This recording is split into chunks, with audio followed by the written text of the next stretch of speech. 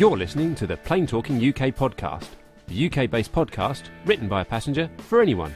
And here are your hosts, Carla Stebbings, Matt Smith and Neville Bounds.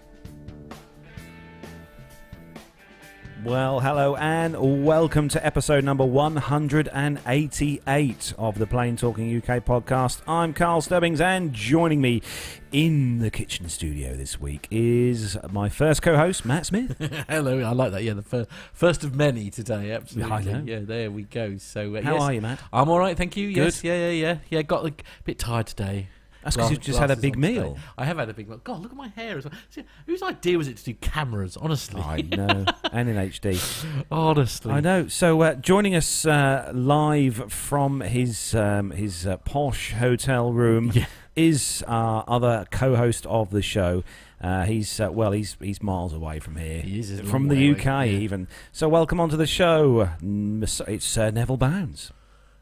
Yes, hello gents. Nev here, and here I am in the lovely city of Salvador, Brazil, at a resort hotel. Just been here for a conference this week and flying back tonight. I'm stuck in a corridor currently because I've already checked out of my room, and there's a very large conference going on just over the way here. So there's going to be interruption and noise, even more than usual. So we'll see how we go. Brilliant. Well, thanks for joining us anyway, Nev. I know it's been a bit of a mission for you to kind of get Wi-Fi that's above 0.8 of a megabyte and stuff. Absolutely. It's all clear for now anyway. Hopefully it'll stay clear for the rest of the show. Obviously a massive help, being in the fact there's a load of people now going to a conference, because I don't suppose any of them will turn off their Wi-Fi and things like that. I think we're going to have a bit of a moment in about an hour's time, I guess. Absolutely. Let's see how we go on. Knowing Nev, he'll go down and pull the Wi-Fi router apart and give the hotel a bit of a boost. Absolutely. Yeah. Make things an awful lot better. Yes, absolutely. Why not? We'll go with that. Anyway, moving on, sir. To our guest host. First of our guest hosts this week. He's back. We haven't had him on for a while, and he's our main man. So all the way from Portland, Maine. Welcome onto the show, Micah. Hello, Carlos and Matt and Nev. It's so wonderful to be able to be here again. Missed you guys terribly, although I keep up with you every week, and it's wonderful to be invited back as a guest host. I guess I didn't muck it up too badly last time. So how are things with you, Micah? You been up to much mischief? Well, other than dealing with the man flu, which I've had for over a week now, which is just terrible. I think I get it almost as bad as poor Matt does. But I've been dealing with that, and also was fortunate enough to have a nice piece appear on last week's Airplane Geeks, and should have another piece appearing, if things work out right, on next week's Airplane Geeks. And the secret that even the Plane Talking UK producers and hosts have no idea about is that there should be a piece on next week's Plane Talking UK podcast. Oh, very exciting. This is great. Heard it here Absolutely. first. Ooh, I do like an exclusive. I prefer to find my editorial notes like before the show, but whatever. It's fine. You never read my editorial notes. Hey, look, I before the actually show. read them this week. I actually got just to let everyone who's joined us live in the chat room know tonight. I had a massive shock tonight on the way home from work. I did check to make sure you were sat down. I was sat down, but driving the TriStar van home from work, and I got a message from Matt to say that he had actually read the show notes for this week's show. I didn't read the stories. I just read like the stuff around it. It was I read them this week too, and it's I'm glad I did. It's the first time I did it because now I understand why I don't need to read them in the future. Well, this is it. Exactly. Thanks for that. Oh, love you guys too. I'd forgotten how much I liked you, Mike. I know. So anyway, moving swiftly on, we do have another guest host on the show this week, and he's got a kind of another guest host hidden next to him, but we'll go with the first one here. So welcome back to the show. It's our illustrious pilot of the Phenom 300. It's Pilot Pip. Hello. Pip, I must say you're looking very How's everyone doing? Very good. You're looking lovely. Do you like my new haircut? I think it's very becoming. I think it's a good look. For those of you listening to the audio podcast, Pip is wearing what I can only describe as it looks like a bunny hat. I don't know. Yeah, what Dan it is. Hannington said I wasn't aware that the Easter Bunny was a guest this week. Well, no, indeed, absolutely. Very true. Well, look, if you don't like this one, I've got another one. How about I swap heads here? Right. Okay. Okay, yes. yeah, Okay. heads. Yeah. Fair enough. This one. Yeah. Okay. All right. So we're going to swap to the other head here. I brought a friend. You brought someone else with you. I mean, that looks very Who could it prehistoric. possibly be? Yeah, they're saying in the chat room here that have you been in the sim too long, Pip? Is that what's going on here? This is what happens when you go into the sim. Well, I'm going to take my head off. Yes, Okay. Okay. And Well, who don't do we lose your think head this over is? this. Hey! Oh. Look who it is! It's The lovely Jenn-ifer. Jenn-ifer. Yeah. Hello, Jen. Oh, that's who it is. Some girl I picked up in a bar. How rude! How very dare you? No, Jen. What are you doing with Pip? I mean, how come you're there? What's going on? This is all a big shock. I don't know. I just got picked up in a bar. Right. Okay. All right. Again. Fair enough. Yeah. Okay. Again. Yeah. Right. Anyway, Can I just say the chat room's going mad? Yeah, it is going a little bit nuts here. Everyone's seen Jen now. Well, The chat room's going crazy. Jen has been my gracious guest host here. She obviously lives in, as you know, in Columbus. Oh wow. Not very far at all from the hotel. So we've been hanging out a little bit these last few weeks. Lovely. And so Oh, we how thought it'd very be fun cool. to. We had lunch just a short while ago, and then we thought it'd be fun to come and crash you guys. Very cool. So let's just work out. So the time where you are, because obviously it's now rapidly approaching 25 past something or other, 25 past 7 here in the UK. So what time is it where you and Jenn-ifer are? Where I am is 25 past 2, and I suppose it must be the same for Jen. I think so. Yes. Yeah. Okay. Right. Indeed. Yes. Probably. So I've, as I said earlier, I'm not quite finished yet. I've got another sim session. Oh no. At 6 o'clock this evening. So. Fantastic. Well, this is good. Yeah. So it's it's all good My here. secretary says it's 5 o'clock. Right. Okay. Your PA. I like it. Yes. Yeah. So right. we're going to say a big welcome and hello as well. Don't forget to everyone who has joined us in the live chat room tonight. Mila, Masha, Tony S, Mark Harvey, Mariana, Jenny Parkinson, Philip Davis, Richard King, Dan Hannington, Liz Piper, Lane Street, someone called Pilot Pip, Philip Davis. We've got Bob Croneman. Wow. Hello, Bob. Haven't seen you in the chat room before. We've got. He's a friend of mine, Bob Cronman. Okay. So I've got to bring my associate producer of the Airplane Geeks, Brian Coleman, is in there. I've heard of him. Yes, yeah, Jeff definitely. Braithwaite, Tony S, Tom Thomas as well. I'm just scrolling up the list here. Hope I don't miss anyone out because I normally do. Yes, you miss do. people Yes, out. Yes, Brian Coleman's in there as well, and they're all busy chatting amongst themselves. This is which what we always like to hear. good. It's always So good. obviously, so at the time here is obviously it's approaching 25 past 7 here. Nev, what time is it where you are?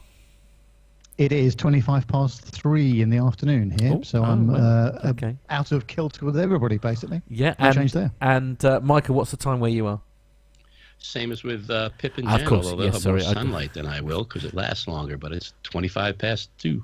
Fantastic. It's a lovely sunny day here, Micah. We've actually, it's been a bit of a rare day here in the UK. We had some sun sunshine, and blue yeah. sky. Absolutely, yes. Which is I quite didn't think amazing. that was possible. I know. Anyway. But before we start the news segment for today's show, we want to give a quick mention and a big round of applause. We're going to have a little bit of round of applause. Here we go. If it works, there we go. To those of you who watch the show regularly will probably remember a young chap called Stuart O'Neill, who we had on the show a few episodes back now, earlier on this year. And Stuart is and was my CFI at the flight school where I learned to fly. And he's also the pilot of the Cessna Caravan, where people tend to jump out of it on a regular basis. But as you probably will know if you've listened to the show, you know that Stuart has been training for his commercial pilot license, and he got a job, as most of you will know, with an airline here in the UK, a regional airline in the UK, that we're going to call Diamond Air, I think, for argument's sake. Okay. And I'm pleased to say that Stuart passed all his exams, and he passed all his sim checks and all the various bits and pieces he had to do to get to fly passengers and stuff. And he's now a fully qualified first officer with the airline. And there we go. There's a picture of Stuart. For those of you watching in the YouTube chat room, you'll be able to see a picture on the screen there of Stuart standing next to his Embraer ERJ 145. Ooh, nice. So we're going to say a massive well done to Stuart. Yeah, big congratulations. It's been a long road for stuff. Stuart.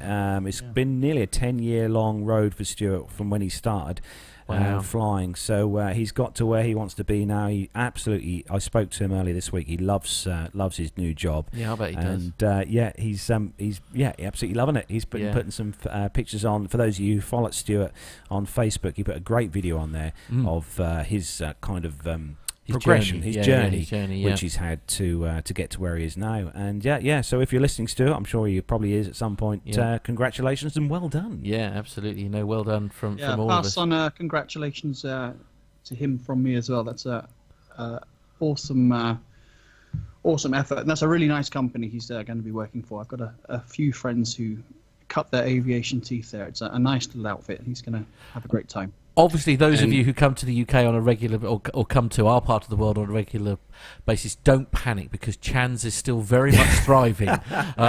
Despite hubby now being in the air a lot. So it's, actually, Stuart did say to me yesterday that he's back this way for a short break. Oh, how nice! Yeah, because he's done all his exams and stuff. He's passed. He's flying. And he's stuff, actually based sort of Leeds area. Bristol. Bristol. Yeah, Stuart's based in Bristol. So if any of our listeners live in the Bristol area, you might. If you're around the airport, you may well see Stuart jumping in and out of the 145 at some point. So so well done, Stuart, again. Indeed. So we are going to start the show then, as we do each week, with our rundown of the weekly news from around the world and the UK. So if you're ready, Matt. Yeah, why not? Okay. And are we all ready via the world of Skype? Yes, we are. Absolutely set. I'm ready. Are you ready, Jen? No. Jen's not ready. Hang on, just give us a second. Right, no problem. Yeah. Let's go. No, carry on. She's ready.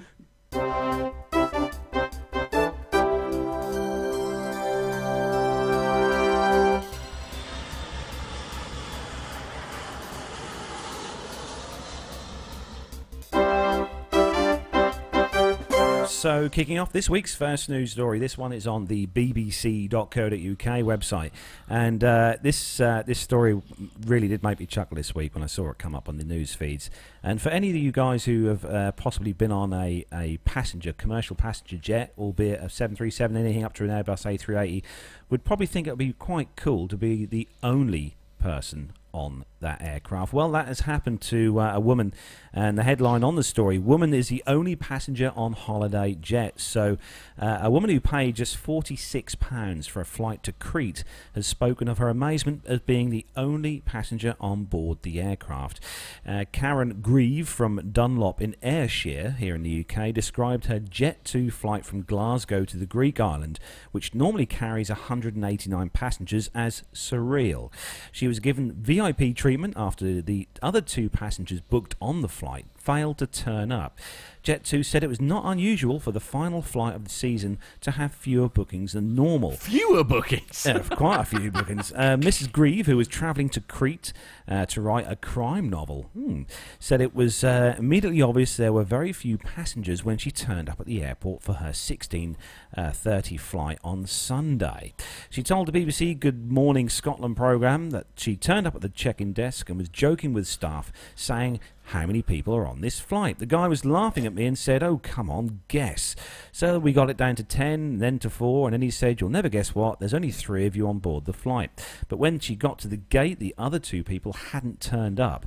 So Miss Greaves said that because she was the only passenger, all of the flight crew knew her name and got to know her really well. She said that they were all on best friend terms before they'd even got on the aircraft. The captain was fantastic. She also said that the captain herself came and sat beside her while the first officer did all the flight checks, and they were chatting away about the flight. While the plane was in the air, Miss Grieve said that the captain addressed her by her name from the cockpit. Nice. She said every time she made an announcement from the flight deck, she said, "Hi there, Karen." and then gave us some info on where they were flying across. I love it.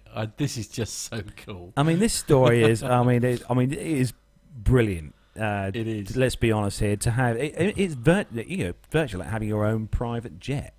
Yeah, but a very big it's private just jet. Absolutely incredible. I can't think of anything more awesome, frankly. I mean, this is. I'm amazed that you kind of sort of think that they'd have cancelled the flight, though, wouldn't you? I mean, surely. It's clearly not viable unless obviously it's got to come back to wherever she was going. If you like, is that where the base was? I mean, she paid was it £46 Wow. for the one-way ticket there because she's there for a few months. God, I mean, let's be honest. It must have cost Jet2 more than £46 to fly that aircraft. Yeah, I think that's But right. my guess would be that Crete. it was probably it had to be positioned there anyway. Otherwise, they would have canceled the flight if they didn't have to move that aircraft to that airport and that location. Yeah. They would have canceled it and refunded her. But so the aircraft must have needed to be positioned, so it didn't matter putting one person on because it had to go there anyway. Yeah. Would that make sense to you guys? Yeah, I'm sure the flight Yeah, I coming think so, back yeah. would have been fairly full. Otherwise, they would have cancelled it for sure. There was only a couple of people coming back. I wonder if she got a choice. But of who knows? seats. I mean, good for Jet2. They're a fun airline. Yeah, fun is a good word. I like. What that do you reckon, word. Nev? Good news story or Yeah, it is, isn't it? And as Bob says in the chat room, the rest of the story is that there was a full flight back with 180 passengers. So, Well, yeah. yeah, I think it's probably likely that it was being positioned anyway. Purely positioned, but it doesn't matter if the outgoing flight's not very full. I'd like to think that if I was her and I was the only person on that aircraft, that perhaps they might have let me on the flight deck during the flight. That'd have been nice. I don't know if they're allowed to. Well, they're not, I mean, but it's, you know. know. Beans it's me. Don't think so. No, indeed. Oh well. Indeed. So Yeah. moving on to the next story, Yes. and well, it's obviously one for you, Matt. This one. Is it? Does that mean it's a Ryanair story? It could by any possibly chance? be. Right. Okay. Yeah. So this is on the MoneyWise website, and the headline is Ryanair delays cabin baggage allowance cuts. This is obviously in a try to minimise damage, I suppose. The airline announced in September that it would no longer let travellers take 2 pieces of luggage into the cabin in a bid to reduce delays. These cuts were due to be implemented on the 1st of November, but the airline has now pushed this back to the 15th of January 2018. This means that passengers travelling over the busy Christmas period will be able to take one normal case, that's 55 centimetres by 40 centimetres by 20 centimetres, weighing up to 10 kilograms, and one small bag, 35 centimetres by 20 centimetres by 20 centimetres, with no weight restriction, into the cabin. The change will apply to all flights which depart on the 15th January 2018 or later, regardless of when they were booked. From this date onwards, only priority boarding customers will be allowed to take 2 bags onto the aeroplane. Priority boarding costs £5 per flight on top of standard ticket price when purchased at the time of flight booking. The airline had also planned to lower charges for consumers looking to check baggage in the hold from the 1st of November, but this policy was brought forward and launched on the 6th of September, which means that Ryanair now charges £25 for each checked bag, £10 cheaper than previously. At the same time, the weight allowance for these bags rose from 15 kilograms to 20 kilograms. The airline says it hopes these changes will encourage more customers to check in baggage. Ryanair has been a cause of controversy in recent months after cancelling hundreds of flights, often at the last minute. It now faces legal action from the Civil Aviation Authority after persistently misleading passengers regarding its delays. Let down by the airline, don't take flight, fight back against delays and cancellations, it says. This is using the MoneyWise website. I'm not going to read the next bit because the next line says Kenny Jacobs, so I've immediately glazed over. So basically, if you're going to fly with if you're going to fly with Ryanair, do it before the 15th of January. If you don't want to pay any excess charges and stuff. Well, it's only a £5, and then your baggage allowance doesn't change, does it? I suppose, and then you can pick your seat, can't you? So there's probably a bit of damage control work, I think, here from yeah. Ryanair. Well, there we are. You know. Anyway, enough about that. Moving on. Next story, Nev. Actually, sorry. we go on with that, Go on. if we can, Yeah. I have an opinion question for you guys. Oh, in terms okay. of the Oh, check no. bag fee. Okay, go on. If they're trying to save money or save time, and et cetera and so on with that. Why would you charge for a checked bag? As you can pile checked bags into a plane very, very quickly, where it's carry-on bags that always take the delay trying to find space. Why don't we charge for carry-on bags and allow for free checked bags? Ooh, now there's a thought. There is a thought. I don't know. Anybody got any sensible reason as to why that wouldn't work? Any ideas from our resident experts? Yeah, I mean the problem is that the whole thing, they keep changing their minds, don't they? One minute they want you to check your bags in, and the next minute they want you to put them on the aircraft. So and of course it varies between airlines, doesn't it? That's the other problem. So everyone is always different. Yeah, that's true. That is true. It just seems to me that if Ryanair, which is it's so important to them to do a quick turnaround, if you want to speed your turnaround, you get the passengers on and you deal with the bags yourself. Because the bags slow things down. Yeah, that is true. Sorry about that. Didn't mean to delay the okay. show. I thought it was a good idea. It is a good point. It is a good point. Well Continue, made. Micah. Yeah. So the next story then is all for our our guest in Rio. Is it Rio? No, I'm trying to think. No, Santiago. Chile. That's it. Why don't you just ask? Salvador. Salvador. That's the one. Yeah, somewhere. It was somewhere like that. Come on, get Carlos and Matt. There'd be vodka in this here glass. Yeah, so Nev, come on then. It's a BA story. Good luck, especially for everyone. you. Certainly Good is. luck. Yes. Yeah, here we go, and it's on the mirror.co.uk This one shocked me. website. It says that British Airways is offering more cheap flights for under £40 than ever before, and here's the secret to bagging a bargain. And the airline has just announced that it's releasing more seats than ever from London Heathrow for bargain fares of under £40. It's also the first time in the company's history that the bargain prices have been across so many of its routes, with 40 of its short-haul winter destinations included in the deal. Basically, it's the ideal opportunity for bagging a last-minute bargain, a break in some of Europe's biggest cities, or searching out some winter sun before the festive period kicks off. For example, their route to Palma from £28, Luxembourg from £27, Malaga from £30, and Bilbao in Spain from £30, and that's just the tip of the iceberg, it says. The new lower fares also extend to the British Airways Club Europe cabin, with seats in business class starting from just £86 each way on selected routes. So you could even add a touch of extra luxury to your trip without breaking the bank. After all, Club Europe also includes separate check-in, increased baggage allowance, lounge access, priority boarding, and complimentary food and drink. With so many deals on offer, it can feel like a mission trying to search out the best offers, but luckily, British Airways travel experts have let us in on the secrets for finding the best deals. And the main thing is that if you're flexible when you're booking, you've got a much better chance. So the low fares are across a host of UK airports. So if they run out of one destination, it's worth looking into other departure airports where there may still be cheap seats available. Same goes for arrivals. For example, if Milan is booked up, you could consider flying to Turin or flights to Verona, both of which are a short drive away, and you'll get to see more of the country too. And if you combine a flight and hotel, then again, that gives you a much better chance of some flexibility.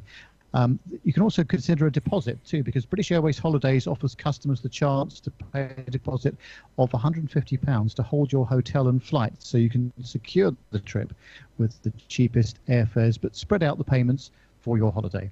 And there's also a British Airways low fare finder. This handy tool lets you find the cheapest rates on your chosen dates and destination, but it's worth being flexible on the dates in case you could even find a better deal. And that's the name of the game with all of these airlines. If you've got date flexibility, just 1 or 2 dates either side of when you really wanted to go, you can find there's a big price difference. Yeah, that is true. It'd be interesting to see. I might go off on online later on tonight and see if I can find one of these fares for said amount. Under £100 or under £50. Yeah. But interesting to see where they go and the times and the sort of times the flights are and stuff, and where they leave in and around the UK. But because a lot of the airlines advertise these sorts of prices of flights, but when you actually go on the websites, you could just never find them. No, but the BA fares are usually pretty reasonable, actually, if you have a look on their website or through the app. But like Nev says, you need to be pretty flexible. If you're willing to travel on a Tuesday or something like that, then you can get some quite nice fares. If you want to go on a Friday and come back on a Sunday, well, good luck. You're going to pay a heck of a lot more for that. Yeah, that's true. But yeah, you'd be surprised. Go have a look at BA and compare it to Ryanair. There's not often not an awful lot of difference. And in fact, I know a couple of people who've quite often flown out with Ryanair and then come home with BA because that was actually the better deal that they could get their hands on at the time. It's not always cheapest to come back with the airline you went out with. That's right. It's always worth checking other. Do SafeJet use is BA kind of SafeJet's preferred supplier for getting you back from various destinations around Europe, Pip, when you need to, or? Not necessarily. We do get some good rates with BA. For the UK-based crews, we'll certainly tend to use them more than anyone else. But for the German crews, for instance, they'll usually use Lufthansa or KLM for the Dutch guys. But yeah, I do end up using them a fair bit. Right, so moving on to the next story then, and this one is for you, Micah. Yes, the headline: Three Stooges administration fouls up again. Oh, sorry. New screening start for all U.S.-bound airline passengers. This is from the Associated Press. And new security screenings for all passengers on U.S.-bound flights began on Thursday, with airlines worldwide questioning flyers about their trip and their luggage in the latest Trump administration decision affecting global travel. Yeah. Both American and global airlines must comply, affecting all of the 2,100 flights from around the world that enter the U.S. on any given day. The directive is far broader than the earlier Trump administration ban on laptops inside the cabins of some airliners, which only targeted 10 Mideast cities and the airlines. The new rules were met with some confusion. Could you imagine that confusion over rules like this? Can't imagine. Indeed. While 5 global long-haul carriers said they would begin the security interviews on Thursday, each offered different descriptions of how the procedures would take place, ranging from a form travelers would be required to fill out to being verbally quizzed by an airline employee. Other carriers insisted their operations remain the same, while some airlines said they had received permission to delay implementing the new rules until January. The security measures affect all individuals, international passengers, and U.S. citizens traveling to the United States from the last point of departure international location, said Lisa Farbstein, a spokeswoman for the U.S. Transportation and Security Administration. These new measures will impact all flights from airports that serve as last points of departure locations to the United States. The new rules come at the end of the 120-day window for new U.S. safety regulations to be implemented following the lifting of the laptop ban imposed on some Mideast airlines. They include heightened screening of personal electronic devices and stricter security procedures around planes and in airport terminals, Farbstein said. She did not elaborate. At Dubai International Airport, the world's busiest international travel long-haul carrier, Emirates began questioning passengers about their luggage, liquids they were carrying, and where they were coming from. Passengers also had to have their carry-on bags searched along with their electronics. It urged those flying through Dubai International Airport to allow extra time for flight check-in and boarding. These measures will work in complement with current additional screening measures conducted at the boarding gate, it said. U.S. carriers will also be affected by the new rules. Delta Airlines said it was telling passengers traveling to the U.S. to arrive at the airport at least 3 hours before their flight and allow extra times to get through security. Other carriers who announced the new regulations on Wednesday included Air France, Hong Kong-based Cathay Pacific, the airlines of Germany's Lufthansa Group, and Egypt Air. In Hong Kong, passengers described some of the questions they were asked. They asked me if I packed my own bag, where I packed it from, where I came from. They looked at my itinerary to verify where I was, who I was, from where I came from, said Fran Young, who was traveling to Los Angeles. Some showed displeasure. Some showed displeasure? Oh, I'm sorry. Some showed... Politics. Yeah. Danger. It's a little inconvenient. I kind of just want to get my printed ticket, and then just go inside, passenger Gavin Lai said. I don't want to wait on people to interview me like that. So it's a little annoying. It's just a little annoying. Just slightly annoyed. Sorry. The International Air Transport Association, which represents 275 airlines, did not immediately respond to a request or comment. Can you imagine? However, Vaughn Jennings of the trade group Airlines for America said that while the new rules include, quote, complex security measures, unquote, U.S. officials have been flexible. The safety and security of passengers and crew is the highest priority for U.S. airlines, and we remain committed to ensuring the highest levels of security are in place throughout the industry, Jennings said. However, not all were convinced of the new measures' effectiveness. This part of the new measures I don't like is that airline personnel are being put back into the security screening process, said Jeffrey Price, an aviation security expert at Metropolitan State University in Denver. Airline ticket agents aren't always the best at conducting security measures. What? Okay, no comment there. Sorry. I'm really ready to laugh out loud. This is just the latest decision by President Donald Trump's administration affecting global travel.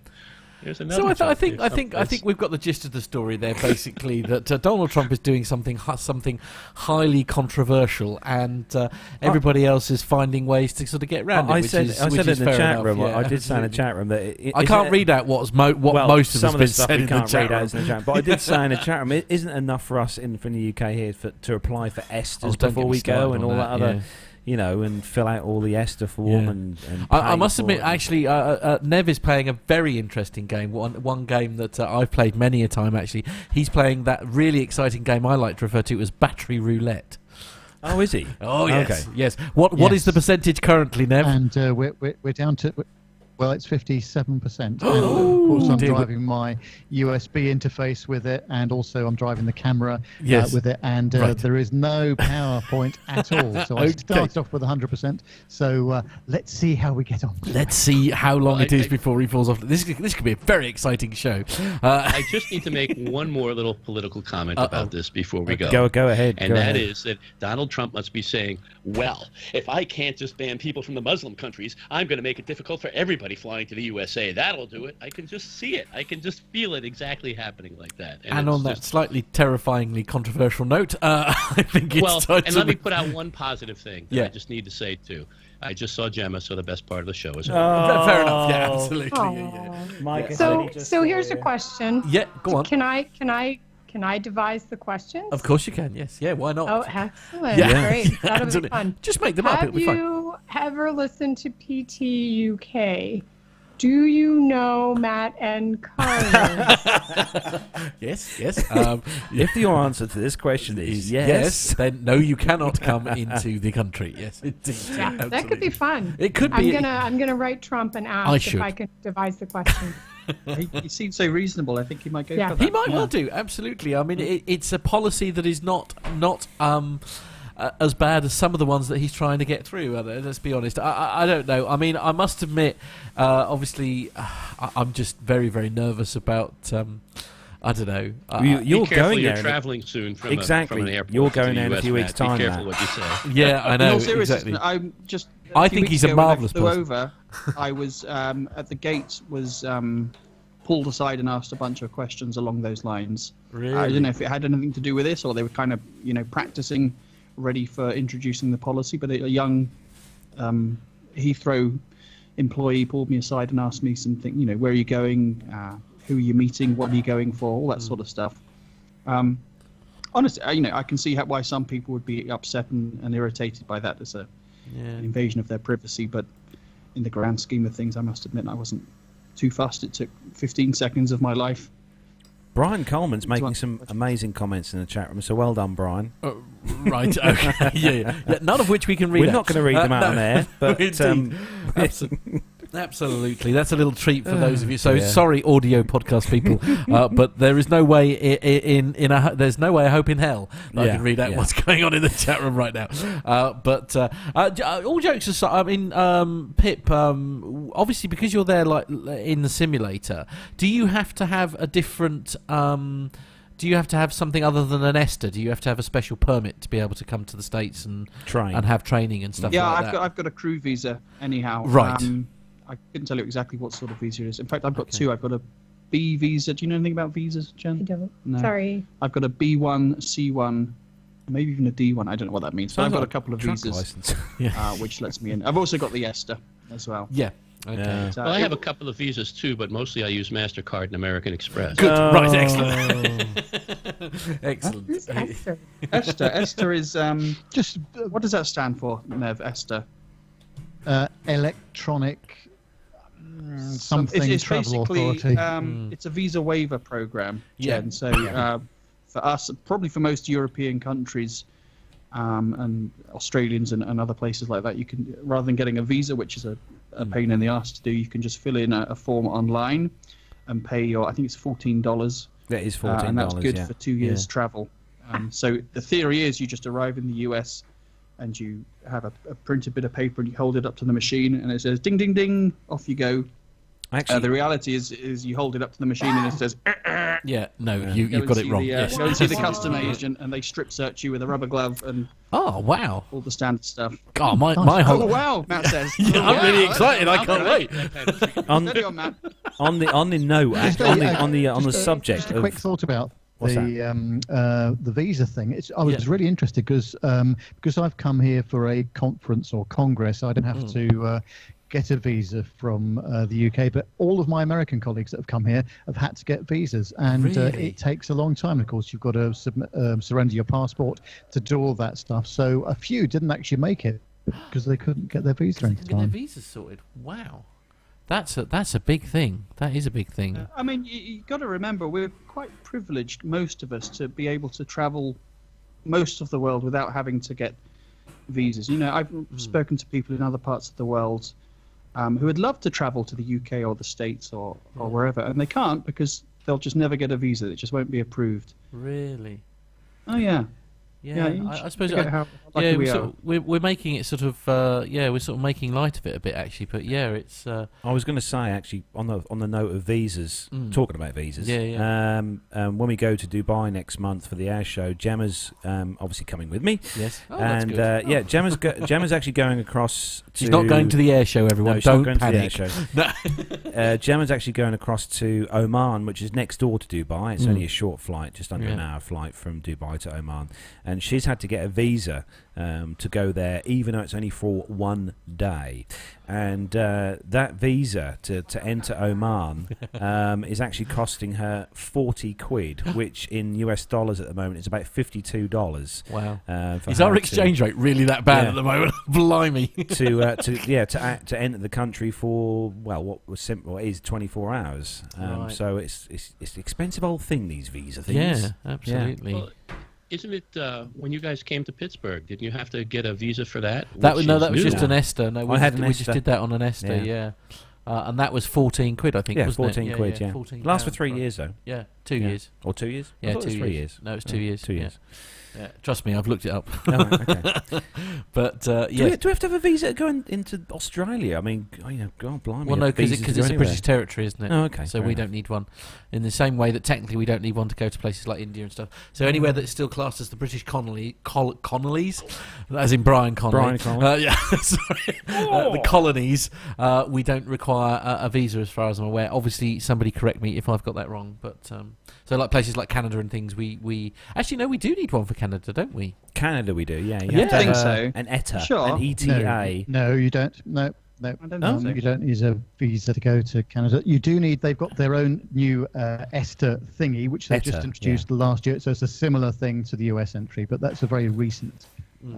addition. Shorty Cosgrove in the chat room has said that the ESTA stands for especially stupid travel application.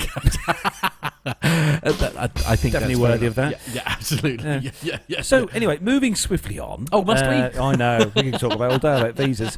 The next story is you, Pip. It's all for you. Ooh, how exciting! Do you want to read it, Jen? No. Are you sure? Let me think about Pip's it. always, he's like a coiled cobra. Yeah, is Pip. yeah, He's poised and ready to go. pounce at any moment. Yes. All right, settle down. This is from ozbt.com.au. What's the headline? Singapore Airlines brings new Airbus A380 to Sydney in December. Singapore Airlines will fly its newest Airbus A380s to Sydney from December. fitted with the airline's all-new first class, business class, premium economy and economy seats. Set to be unveiled at a media event in Singapore on November 2nd. Ahead of the first flight on December 18th, the development follows 4 years of in-house workshops and customer feedback, presenting an upgrade to the airline's current Airbus A380 cabins, which first debuted on Singapore-Sydney flights back in 2007. The new A380s will have fewer first-class suites, although they'll be larger than the current ones, and have been relocated to the upper deck. Oh, I thought they were on the upper deck anyway, but I have to ask Steph. She's the expert. Yeah. Passengers on flight SQ221 from Singapore to Sydney on December 18th will be the very first to experience the new offering, departing Changi Airport at 8:40 p.m. for a 7:40 a.m. arrival into Sydney. Fascinating. Out of Australia, SQ232 is the flight to book from December 19th, being wheels up in Sydney at 12:15 p.m. ahead of a 5:35 touchdown in Singapore, with the new Airbus A380 to serve these flights daily, with further destinations to be announced over the coming months. A quote from Singapore Airlines Regional Vice President Mr. Tan Tuo Kor says, "In some ways, it's the perfect Christmas present." Okay, good. Excellent. Yes, Carlos picking aviation news-related gold there as per usual. Actually, I was looking at the pictures earlier online at Singapore Airlines' new first class suites on the 380, and they are rather nice. Are they? Yes. If anyone gets a chance just to go over to Singapore Airlines website, you can look on there, and there's loads of pictures and videos and stuff of Singapore's new first class and the A380, and it's rather nice. I will say that. Yes, yeah. Okay. I'm Yes. talking not something beds. that you and I will ever get to fly on No. unless one of us wins the lottery, or that we can persuade them to allow us to have a sort of test flight, if you will. But I can't see that happening anytime soon. Have you ever flown on a 380, Jen? No. Oh, that's a shame. I know. No. How goes the battery roulette, Nev? Not too bad, 51%. I've just changed cameras here, so hopefully I won't be draining quite as much USB power. I don't think Micah's having as much luck, though. Is he still with us? Micah! No, apparently not. Okay, well, we'll press on anyway. The next story. Yeah. The next story is on the Mail Online website, and we're giving you a break. Thank you very much. It's very nice of So the next story is on the Mail Online website. It's a Ryanair story, and I thought I'd give Matt a break this week. He only got one. It's because you screwed up the order, isn't it? That's the only reason. No. I thought I'll let you off this week. Thank you very much. Yeah. Because we've got so many guests on. Okay, right. Yes, But the headline, I mean, this is terrible, honestly. So the headline: cost-cutting Ryanair is accused of ditching soap in the toilets by passengers who were told by staff it's no longer deemed essential on flights. What? So disgusted passengers have hit out at scandal-hit Ryanair, accusing the airline of scrapping toilet or soaps in toilets on flights. Holidaymakers claim they've been unable to wash their hands in the onboard bathrooms, with staff telling them that soap is no longer deemed an essential item. Many criticised the budget airline for failing to provide soap despite serving food, while another said, "So you've run out again. And when I run out of soap, I go to the shop and spend £1 on some, and spend over £100 for the flight." So passengers have also taken to social media, as they all do these days, especially to Twitter, to vent their fury at the lack of onboard hygiene. Writing on Twitter, Ed Rowlands wrote, "So you've run out of soap again?" And he says that he'd rather go to the shop and spend £100 on soap, but I don't know why you'd want to do that.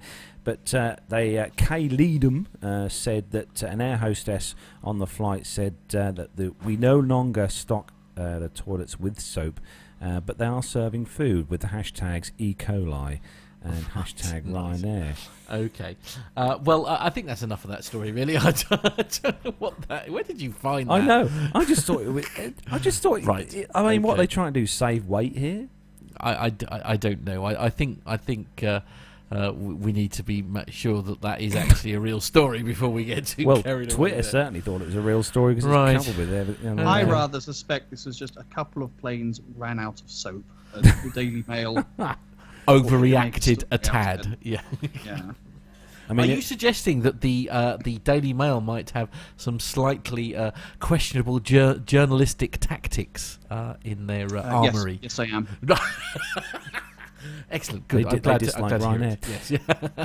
So the next story, Matt, is a bit of a cool story for you. Indeed, absolutely. And yes, if you ever wanted evidence that the stories are in the wrong order, this would be it, because this is a BA story, funnily enough.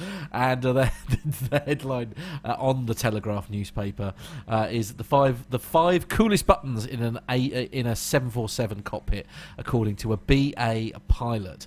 So one of the greatest pleasures of being an airline pilot, aside from the simple joy of flying, is the opportunity to meet some of the travellers on board our flights. These interactions are particularly fun when they take place in our office, that is, in the cockpit itself. Cockpit visitors are sometimes possible before departure, depending on our workload. Otherwise, they're often possible after arrival at the gate. Ask your cabin crew if you're interested, and no, you don't have to be a big kid or be travelling with children to do so, or Carlos, because he's you can just see Gemma nodding in the background there. Look, it's just like long-suffering wife, has to sort of be terribly embarrassed for quite a long time while Carlos can. Flights are often delayed because of Carlos. She's not wrong there. Indeed. Anyway, when we do welcome visitors onto the cockpit, there's usually time for photographs and a few questions. These questions often have to do with numerous controls, buttons and switches that line nearly every surface in the cockpit. How do we ever learn which does what? That's our job, it says in brackets. How many of those buttons are there? How many buttons are there anyway? Hundreds, it says. And which ones are the most important? In a recent book, How to Land a Plane, I talk about how planes work, how they stay up in the sky, and how pilots control them. When I show you around the cockpit in that book, I focus mostly on the big ticket items of obvious importance. The control wheel for banking left or right. The control column, to quote a Father Ted-inspired flight instructor of mine, push forward on the column and cows get bigger, pull back and cows get smaller. I point out the throttle or thrust levers, the flaps, which effectively change the wing size and shape to allow us to fly more slowly, and the landing gear lever, as important a lever as there could possibly be. But there are hundreds of other buttons, controls, switches and levers in a complex airliner like the Boeing 747. Many of their functions are less obvious than the control column, a little bit more subtle than the landing gear, and they're not always easy for visitors to appreciate. But each of these controls, each controls an utterly ingenious bit of technology or a carefully crafted aspect of what in the wider tech world is now called user experience. Here are 5 of the coolest buttons. It did say 4 at the top there, so why they've changed their mind I don't know. Buttons and switches to ask about on your did it? Oh, yeah, it did say 5. Did it? Okay, all right, I can't read. For your next visit to a cockpit. So number 1 is the execute or exec key. Does Pip, do you want to explain what an execute or ex key is? Yes, it's when you get utterly fed up of your captain or co-pilot and you press the execute button. Splendid, excellent. And his head falls right off. Excellent. Button number 2 is the mode selectors for the inertial reference systems. Please explain, sir. An irrational. What's that word? Inertial reference system. That's it, exactly. It's basically just a system based on gyros, usually laser gyros these days, and it just measures acceleration. So if it knows for how long it's been going in a particular direction, then it can work out exactly very cool. where you are. It's just a fancy little bit of kit to navigate with. Cool button number 3 are the start switches, apparently. So I don't know how one button constitutes switches, but anyway. I think there's more than one button to press to start an engine. Is there? Right, yeah. okay. In an environment as complex as an airliner cockpit, there is a huge premium put on simplicity, on buttons that do just what it says on the tin. Visitors to the cockpit often ask how we start the engines, and it's hard to answer without sounding as if we're dumbing it down. But it really is almost that simple. To start the engines, pull the start switch, and then move the master switch for each engine to run. It's basically if this was on the APG show, yes. someone will be now saying to Jeff, Yeah. how do you start the engines? And it'll be like by the crank handle. By the on crank side, handle. yeah. Right. Okay, let's. Sorry, Jeff. Let's, anyway, button number 4 is the mic/interphone switch, presumably one that you use on a regular basis, Pip. Yeah, honestly, if I was going to find the top 5 most exciting buttons in the cockpit, Yes, this would not be on my list. Indeed. It should probably be at the bottom. Right, honest. yes, okay. And finally, number 5, the external power, ext power control switches. And what do they do? What are they? Are you asking me again? Yes. Yeah. I don't know, I've not read this. I'm guessing it's just to turn on and off the external power. Let's read it. It says, one of the simplest but best questions that we're asked, often by children, I find that hard to believe, has to do with how an aircraft is powered while it's parked at the gate. After all, its engines are shut down. What's keeping the lights on? Okay, so he goes on to talk about APU, which is an auxiliary power unit, or a GPU, which is a ground power unit, and the button to turn them on and off. I've got to say, he's picked the 5 most boring switches in the cockpit. So come on then, Pip. For the benefit of the story, then, what would be your 5 favourite switches then? God, I would have gone something like the fire button. The fire button. button. If the whole thing's on button, you can press the fire button, and it'll hopefully put the fire out. Oh, right, okay. I would have gone for the what else? The ejector seat. If you're flying an Airbus, the land button. The land button. Yeah. Okay. Stop go button. Although I don't want to push anybody's buttons here, Yes. but if it's an Airbus, there's the takeoff button and the land button. Those Right. are the- Okay. Yeah. Right. Okay. And then probably the button that Matt mentioned right at the start of the story, the big titted button. I beg your pardon? I missed that one. We all Tinted heard you, one, Matt. the one We with all the heard colored- you. The one, the colored one, the big tinted button. Tinted button. Tinted. Sorry. All right. Tinted. As a passenger, I have a favorite button too, and it's the call button because it always brings me another drink. Anyway, family show, ladies and gentlemen. Family show. You said it, Matt. Yeah. The whole chat room heard you. Did they? All right.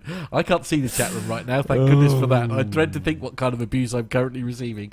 So Nev, Okay. if you're still there, if Are you're you still still with there? us, Speaking of the big tinted button, now, Hello. Nev's going to be Nev's next story is about something big. As long as we're not referring to him as a big tit, that's absolutely fine. no, a big bum. Well, that- Anyway, that Nev, would carry not on. surprise me. No, I stop don't know it. what do you put in your drink this week, Carl? But it's another slightly vulgar story. Right. And but it is from the mirror.co.uk, so that's to be expected. Yes. And it says the world's biggest aircraft, known as the Flying Bum, to carry tourists on luxury air cruises to the North Pole. And this is a story about the British company which is behind the world's biggest aircraft, affectionately known as the Flying Bum, has announced plans to launch a tourism version of its low-carbon airship.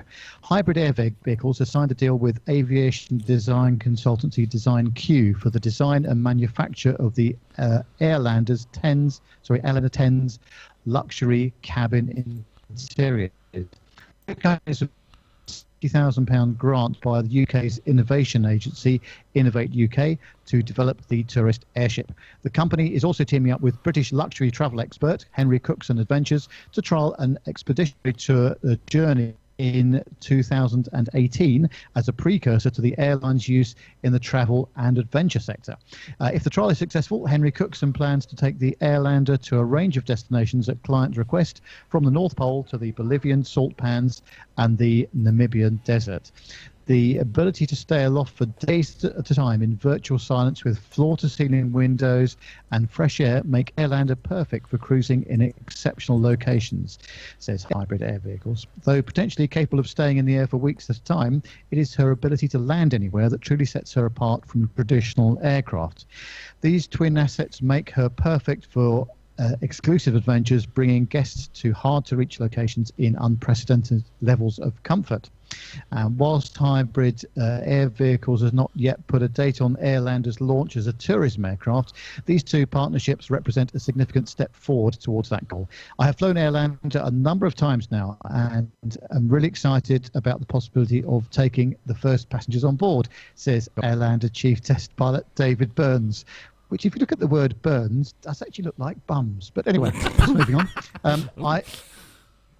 I can imagine the awe and excitement of seeing the world in luxury with amazing views, quietly and whilst respecting the environment. Measuring 302 feet in length, the Airlander 10 is about 60 feet longer than the biggest airliners, the Airbus A380 and Boeing 747-8. And to put the size of the airship into perspective, it's the length of a football pitch and as high as 6 double-decker buses. It costs £25 million to make and can fly for 5 days straight, carrying around 10 tons of cargo, and it can take off and land from unprepared sites in desert, ice, water, or open field environments. That sounds like a fascinating and very flexible vehicle. So it's going to offer something very different for those people that want that special experience. But actually travelling in something called a bum or a bum liner or whatever it's called, I find extraordinary. Yes. Isn't that special experience of a flying bum a service you usually have to pay extra for? Oh dear. Right. Okay. I was just telling. Let's move past that one. Yeah. I was just telling Jen that they're building this from just down the road from where I live at Cardington. There's a picture I took of it just over the summer. They are. If you can see, but you can see the hangars in the background. These hangars, this is at Cardington. These hangars are absolutely huge. They often use this as a soundstage for movies. They make quite a few James Bond movies there. And they're huge. You can see them from miles away. And this thing, in comparison to those hangars, you can. It's quite a cheeky number, actually, isn't it? Yeah, it really is. But I think this is great. This is really where I see, it's never going to be doing any mass transportation of passengers or maybe cargo, you never know. But you can imagine going on safari or something, just floating over the Serengeti for a couple of days in one of these things and looking down and watching the world below you. That would be fantastic. I hope they don't have the same issues they did when they had the test flight back in 2016. Which I was playing the video footage for actually while that story was being read. That was a bit. Every few years, every few years, this idea comes about, and some company is developing it, and this is the latest one. And what always comes up with the issue is that this is a fair weather flyer. You can only, if you're going to have clear weather and it's going to be clear and you're not going to come up on any wind gusts or bad weather or things like that, it's fine. But in terms of its ability to fly and its ability to do things, they were doing this in the 1920s and 30s with the Zeppelins. It's no difference in size in some of those. It's just a question that it can't handle wind and weather. But then that's again, a really good point, Micah, actually. I wonder how resistant it is to those sorts of things. Obviously, high winds, it's not going to be able to cope with. But also, what you were saying there, like snow and ice. If it was say hanging over the sort of the wilds of Africa or whatever, and you're there for a couple of days watching wildlife going through the motions. If you see what I mean. Actually, weather in those parts of the world is quite predictable on the whole, and so actually you could take it to somewhere like there, and it could literally sort of suspend itself there for a couple of days while on the safari, if you like to watch. But could it? It's a tropical rainforest in many of those areas, so you're always going to get weather in the afternoon, kind of like in Florida and other places. I've never traveled there. Brian could tell us better than anyone else. He's just come from there. But Jonathan Warner's made a good point in the chat room that that crash that the Airlander had last year was the slowest crash ever. Yes, the slowest crash ever. I think to describe it as a crash is a bit much. It's a ding. It sort of bumped into a telegraph pole or something. Yeah, something like that. Yeah, absolutely. It was a fender bender at most. What do you reckon, Jen? Would you have a fly in the big bum? No. You don't want to go in the giant bum? I don't think so. No. I thought that would be right up your alley. Hello. Okay, family show again, ladies and gentlemen. Family show. Matt's getting very nervous now. It's time to move on. I think, Carlos. Next story, Micah, next one is for you, Micah. Well, thank you. This has a wonderful headline, and when I first read it, I just cracked up, and it's cracked me up again because it's United Airlines. This is the headline: United Airlines' latest perk: boarding passes on other airlines.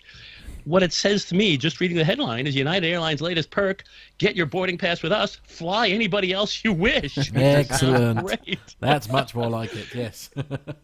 But reading the story, United Airlines doesn't offer nonstop flights between Baton Rouge and Istanbul. It's a 23-hour trip. What? Okay. It's a 23-hour trip involving 2 other airlines. In an effort to dull some of the pain and perhaps a sprint around to an unfamiliar airport, United is now giving passengers access to their boarding passes on connecting legs provided by other airlines. travelers using United's app can download all of their boarding passes and itineraries that include both United and one of its 19 partner carriers, such as Lufthansa or Turkish Airlines. The carrier said Tuesday it's added that in its first.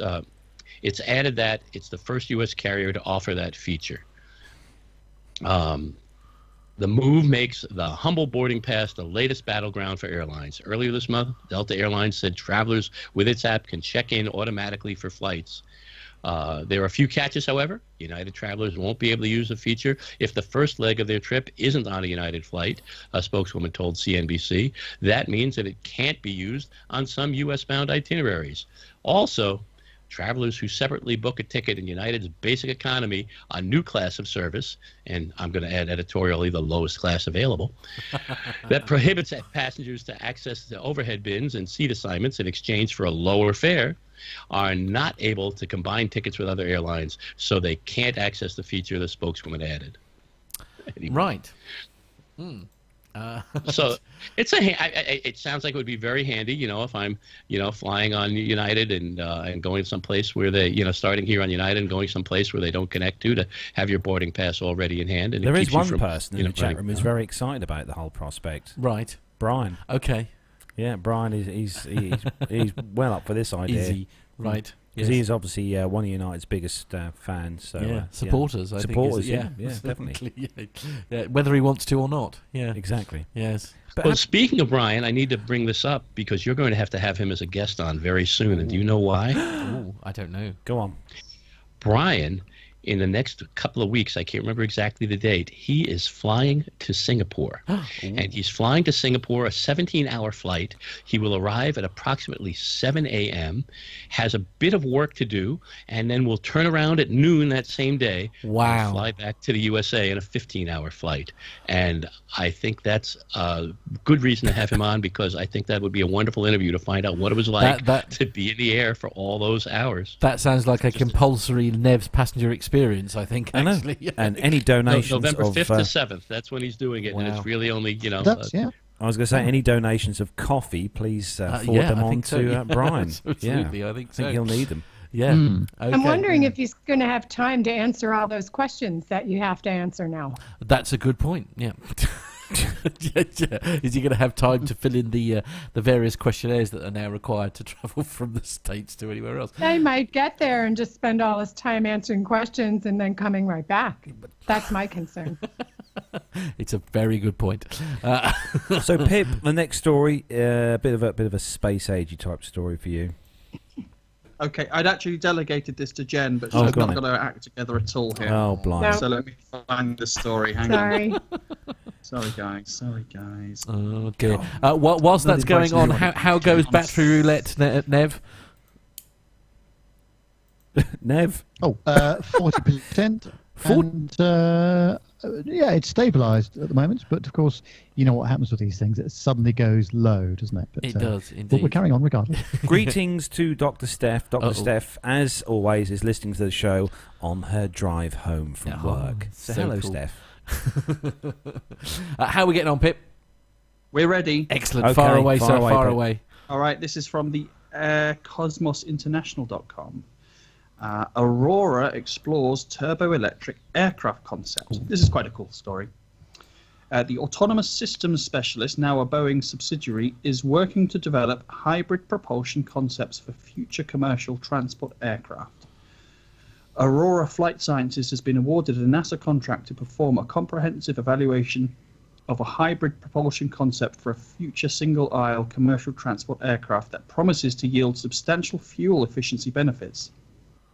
There's a lot of big words in these paragraphs, so bear with me. The concept includes, and here come some of these big words, by the way. The concept includes a tail cone-mounted boundary layer ingesting propulsor driven by a turboelectric propulsion system.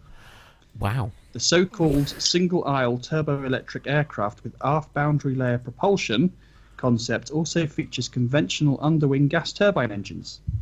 Aurora is in the process of being acquired by Boeing, which clearly sees potential in the company's autonomous and hybrid electric concepts, ranging from urban taxis to Boeing 737-size aircraft.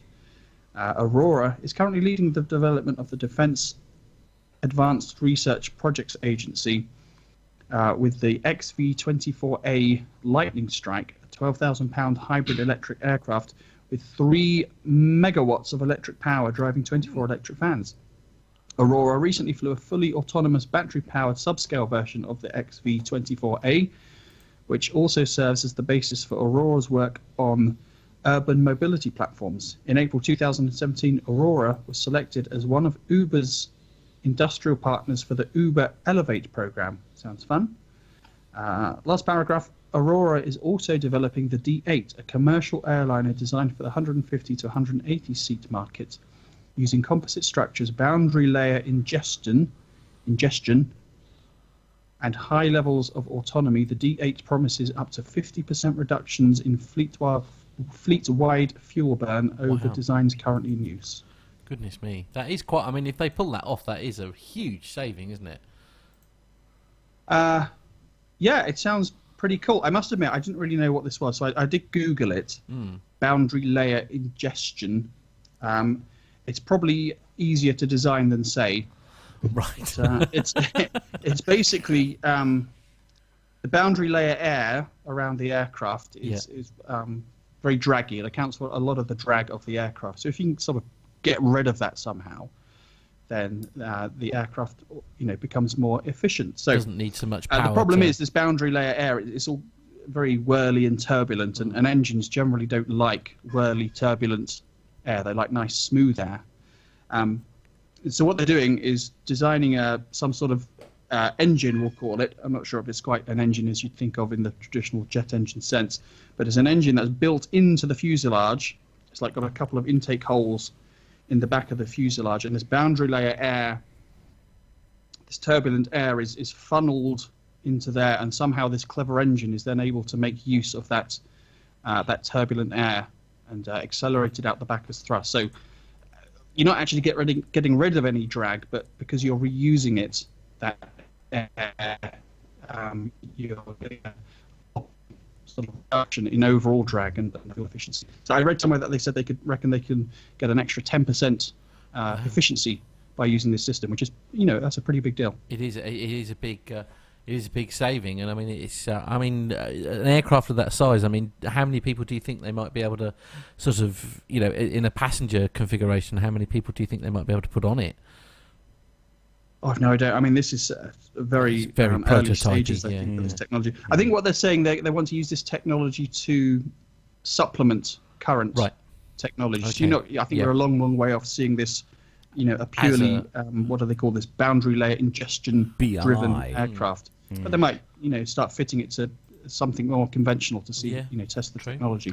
And that's really interesting, too, because the boundary layer ingestion, they actually built, and I wish I could remember, I've been trying to find it, a test fighter aircraft in the early 60s that had boundary layer ingestion built into it, and they found that it worked really well, other than at that time they didn't have the technology to have the fuel burn with the increased boundary layer ingestion issues that make up for the savings that they had from doing that. But now the technology has developed so much further that they can actually, they're working on it to really make it work for real, and it's fascinating. It is, it's good stuff. But Jen's the real expert. What do you think, Jen? I'm really glad you looked that up because I had absolutely no idea what that meant. So thank you. Right. You're not alone, Jen. I haven't got a clue what's going on either. But that's just standard for me, to be fair. So we're going to move on to the next story then, and I think Nev should take this one. So this is on the USA Today. Oh, I'm glad you gave me plenty of notes of that because I haven't actually got it loaded up. But don't worry, I'm sure we can cope with that if the old internet will play ball. Oh, dear. Anyway, yes, this, as Matt says, the story is on USA Today, and it says about airlines cope with higher fuel prices, and that could mean higher fares. Airlines are bracing for escalating fuel costs this year, and that could lead to higher fares. Fuel, which is often an airline's largest expense after salaries, cost more at the 5 largest airlines compared with last year during the first 9 months of the year. American Airlines said Thursday that aircraft fuel and related taxes were up nearly 20% to nearly $4.5 billion. Delta Airlines said on October the 11th that aircraft fuel and related taxes were up 9% to $4.2 billion. JetBlue said on Tuesday that fuel and related taxes were up 27% to $994 million. Southwest on Tuesday said that fuel and oil costs were up 8% to $2.9 billion. And United said on October the 19th, fuel cost was up 18% to $5 billion. And airlines expect that to continue too. Delta CEO expects to spend $400 million more on fuel during the same projected 3 months ago. Derek Kerr, American officer, projected a 16% hike in consolidated fuel prices 3 months of the year compared with last year. If high prices remain stubborn rather than a short-term spike, American CEO Doug Parker warned on Thursday that fares could follow. Fuel spikes could impact, Parker said, but if it's just increases, given where we are, I think what you'll see is fares rise to levels to offset much of the fuel price increase. And airlines rode cheap fuel to record-shattering profits in recent years. They reported after-tax net income of $24.5 billion in 2015 and $13.5 billion last year, according to the Transportation Department. So this is another situation, again, where one of the highest costs that you have in aviation, obviously, is fuel. And although they'll try to hedge that as much as they can, so they'll try and buy lots of it when it's cheap, the slightest tweak in the cost of oil and the cost of refinement, that kind of thing, can have a massive effect. And obviously, that gets passed on to the passenger at some point. I mean, at the moment, we do still seem to be very much in a situation where sort of, despite these quite extreme fluctuations sometimes in the fuel price, we are on the whole seeing flights still go down in price, aren't we? Or at least not sort of going up in the level, you know, in a level that we're seeing the fuel prices go up. I mean, it's I think airlines certainly try to build in a sufficient amount of margin so they don't have to keep varying the fares all the time. But of course, it'll get to a point where the fuel costs have gone up so high, and they will have to make a change to it. Certainly. But these are quite eye-watering figures. Just reading those, I must say. They are, yeah, absolutely. It's I mean, just out of interest, Pip. Obviously, I mean, the industry that you fly in is very different to what I call, the Mr. Joe Blogs world. But I mean, do your prices? I don't know whether you'd know necessarily if get a cheaper deal. Yeah. Do they fluctuate sort of based on fuel costs and things, or is it whatever deal has been done with the customer essentially?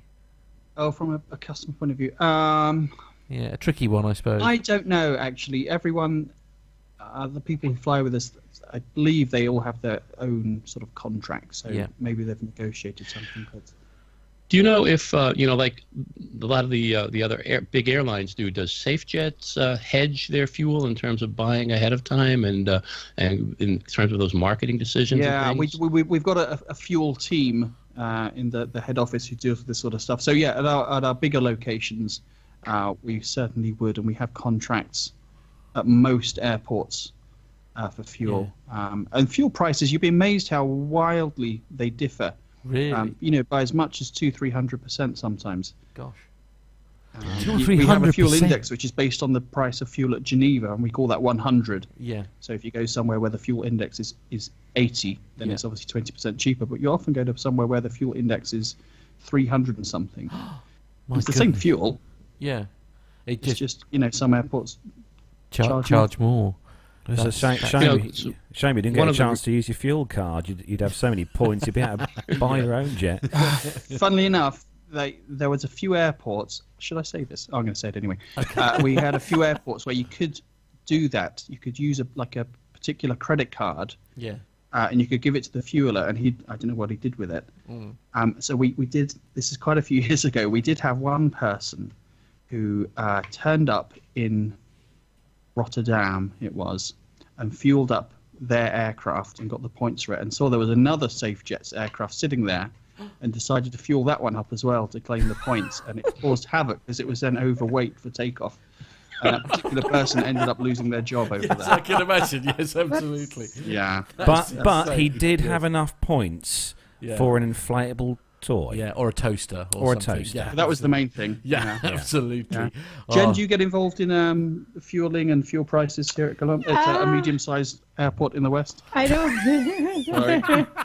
I don't get involved directly, but at our cargo airport, the airport authority runs the FBO. So since the FBO does all the fueling down there, we are involved somewhat. And I get the lovely task of paying the taxes on the fuel. Oh, Yay! how Try not to be delightful. jealous. Yeah, happy Yeah, days. very exciting. And do you, if you came to one of your airports, do you charge everyone the same price of fuel, or do you have special deals for? I'm not involved on that level, so I don't know. But I'm going to be hopefully visiting the FBO here in a little bit, and I will ask, because that's a good question. Yeah, absolutely. There we go. Fast. Yep, I'll find out. Am I the only one sat here old enough to remember the tiger points that you used to get with Esso? Was it tiger God, tokens or yeah. whatever you used to get? Blue chip Put a stamps tiger in your with, tank. Yeah, indeed. I'm sure that was like. And I actually, I mean, somebody I know that. This is to do with driving, obviously not aviation, but I know somebody that actually literally went up and down the country and only ever used Esso, and it took him something ridiculous like nearly 9 years to get that television that they boasted you could actually get on those things. And that was literally by using Esso and no one else. And he drove up and down the country all day, every day, and it took him like something ridiculous like 9 years to get enough points to get a mug and a pen. Yeah, pretty much. Yeah, absolutely. So there we are. So fuel hedging is in terms of what airlines do is no joke. Southwest Airlines grew to the state that it is based on the last major fuel crisis, and they had hedged so well with their fuel that they were making a fortune compared to other airlines because they were paying very little for the fuel. They'd already purchased their options and their contracts went back when fuel was cheap and everybody was paying a lot more. And Delta, where the past few years ago, vertically integrated and purchased a refinery in New Jersey so that they own their own refinery and were refining their own fuel in order to save money. So it's a major cost factor for the airlines and a major cost-saving means to save costs in general when they work it that way. Yeah, Brian's just saying in the chat room he remembers green stamps. Green stamps? Green stamps. Blimey. Yeah, I remember you got your windshield stamps, didn't you? Yeah.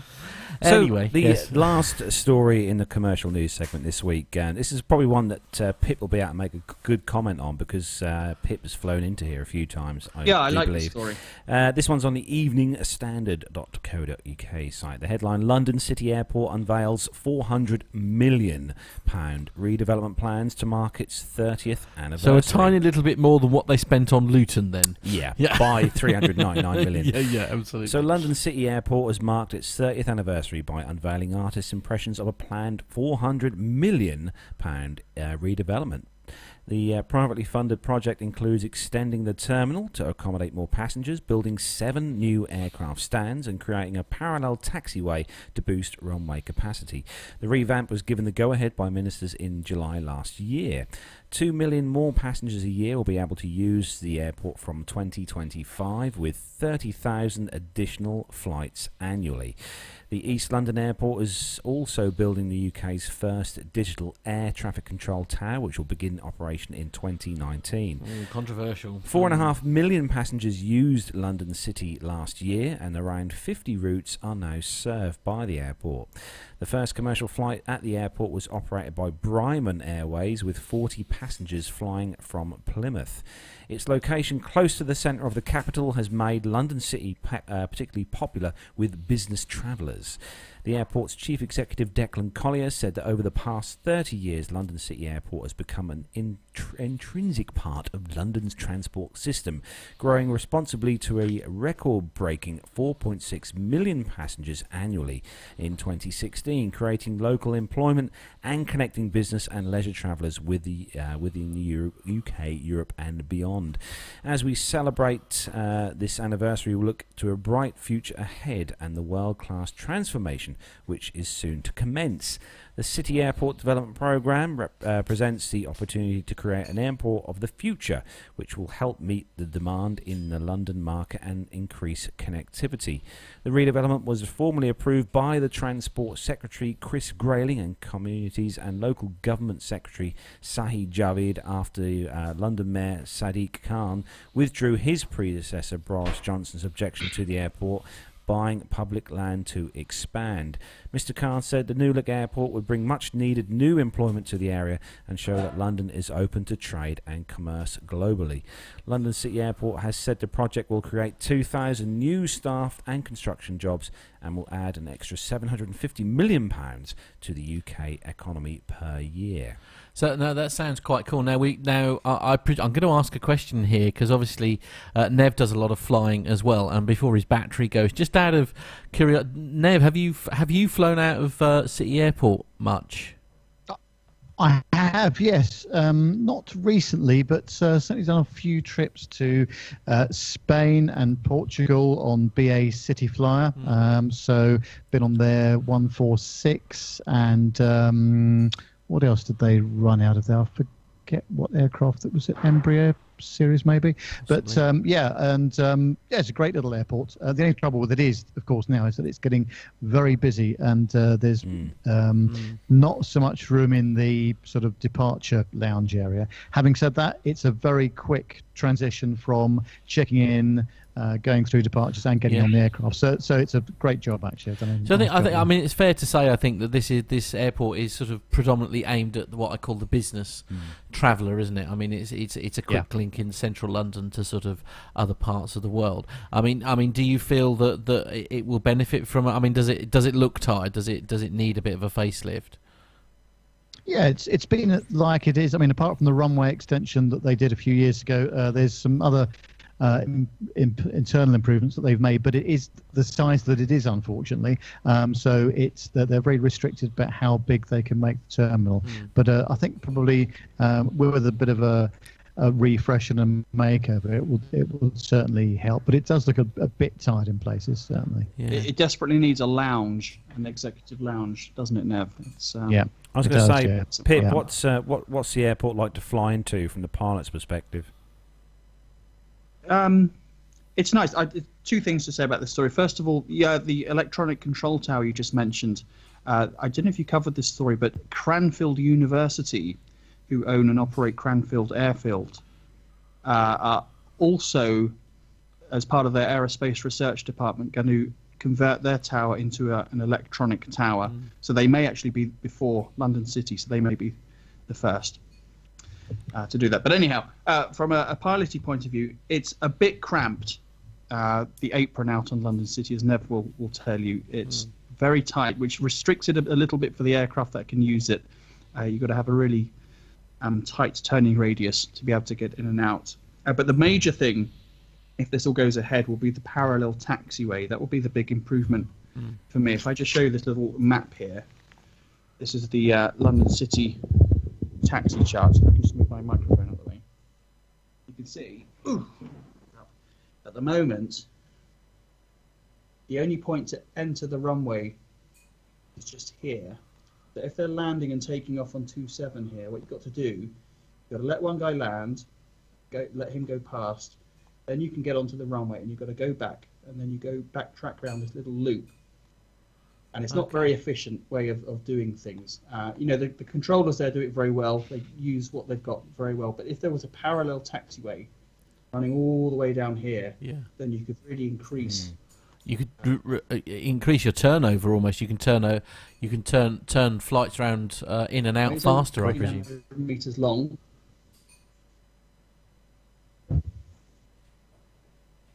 Hello, Pip. You still there? Oh, Pip seems to have disappeared. He seems to have disappeared. Oh, no. Oh, did he come back? No. But we see there, Pip. But yeah, indeed. I mean, Pip's explaining. His Skype's frozen there. Yeah. There we go. There he comes. There he's back. No, he was. He's gone. But there we go. We heard from the pilot's perspective there. Yeah, it is. Was it London City about a year ago where the protesters broke through the fence and were on the runway? That's it. Yeah. Or was that? Yeah. Yes. There was something similar in Stansted as well, wasn't there? Yeah, because they were protesting the expansion. Is that what was going on, or was it protesting the expansion at LHR, or both? It could be any. Yeah, probably both. I think it was. I think it was. Yes, I think it was the plain stupid brigade that did that. I think. Okay, good. Yeah, Pip. Is it am I right in thinking the largest aircraft that flies in and out of there is it the Airbus 318 or? Yeah, the 320 or the Embraer 190. Okay. Sorry, did we drop offline there for a second? A little bit, briefly. just Yeah, briefly. yeah. Okay. Well, hopefully you got the gist of what. Yeah, no, You did, very yeah. much so. Yeah, Yeah, no, that's it's good. Great, Yeah, great. Micah was right. They've had several groups break in and occupy the airport, and one of those they actually chained themselves to one of our aircraft. Oh no, Monkeys! They handcuffed themselves to the undercarriage. Yeah. that's not I'm ideal. curious. It says privately funded project, so the accountant in me wonders exactly how that's happening. I mean, that's a very complicated question, Jennifer. That it's very difficult for us here in the UK to answer because we have several hospitals here in the UK that have been privately funded, and the short answer is basically that business pays for it and rents it back to the government for no doubt an exorbitant fee over many billions of years. I think London City is a privately. It's a private company. It's not a right, government-owned okay. Airport, as are most airports, as far as I'm aware. Yeah, no, fair point. Yeah. I'm actually just looking at the picture on here on this news story. There's an aerial shot of London City Airport, and I just wondered it would be lovely to have one of those apartments just there off the threshold. Yeah, for you, for me, I don't know. I don't know so much for Jen. for Gemma, I don't think she'd like that quite so much. I have to say, because I recently, when I was in London, I actually, what do they call it? I think it is an airline. I think they call it the Emirates Airway thing, which is the cable car that goes from Greenwich to I'm not entirely sure, where does it terminate? Can't remember. Anyway, It just goes across the dock. It's that's right. 100 meters or so. Yeah, across the something dock. like that. It literally just crosses the Thames essentially. Yeah. But it is, interestingly enough, if you time it right, which I did, and unfortunately I didn't get my camera out fast enough. But if you time it right, you are literally you literally have an aeroplane sort of more or less take off like directly at you and go over the top of you. It is, if you time it right, as an aviation enthusiast, it is one of the best views of takeoff I think you'll ever find. Actually, if you time it right. It is. Yeah, it is a nice airport because you can wander right up to the runway threshold almost. There's a bridge that crosses. I can't think which threshold it is now. You can. It's the 09. In fact, actually, I'm staying. So it's on the 09 threshold. In fact. It's on the And 09. when I'm in London in a couple of weeks' time, because once I come back from New York, I'm then in London for a week, and we're actually staying at the Premier Inn that's adjacent to the airport. So very nice. I know the one. Yeah, so because we're actually in the XL live show from exhibition there. centre. Live show from there. Then Oh, I'll good. see if I can get a balcony and I like some that. aeroplanes. But it remains one of my favourite airports to fly into for a looking out the window point of view. Yeah. Night approach onto runway 09 Oh, I bet. is just gorgeous. You fly low level right over the city, Of turn London. around the Wow. Shard, over Canary Wharf and in. It's gorgeous. I mean, and actually, and all jokes aside, for like the sort of passengers that let's be honest, Pip, you're flying around. I mean, that is a that it's almost worth it just for that view, isn't it? Because London is amazing at night. There's no two ways about it. Yeah, it is nice to look out the window. Indeed. So that is where we are going to bring the commercial news segment to a close this week. We have got an awesome segment coming up next from Nev, and I think we'll leave that to Nev to introduce as always this week. Thanks very much, Carlos. Yeah, this was recorded when I was in Santorini, so I managed to get another one of my industry colleagues to have a chat with me. This fellow is called Ed Cook, and he's a very tall chap, so obviously leg room on aircraft is quite important to him. And he was telling me about how all that works for him. So let's have a listen.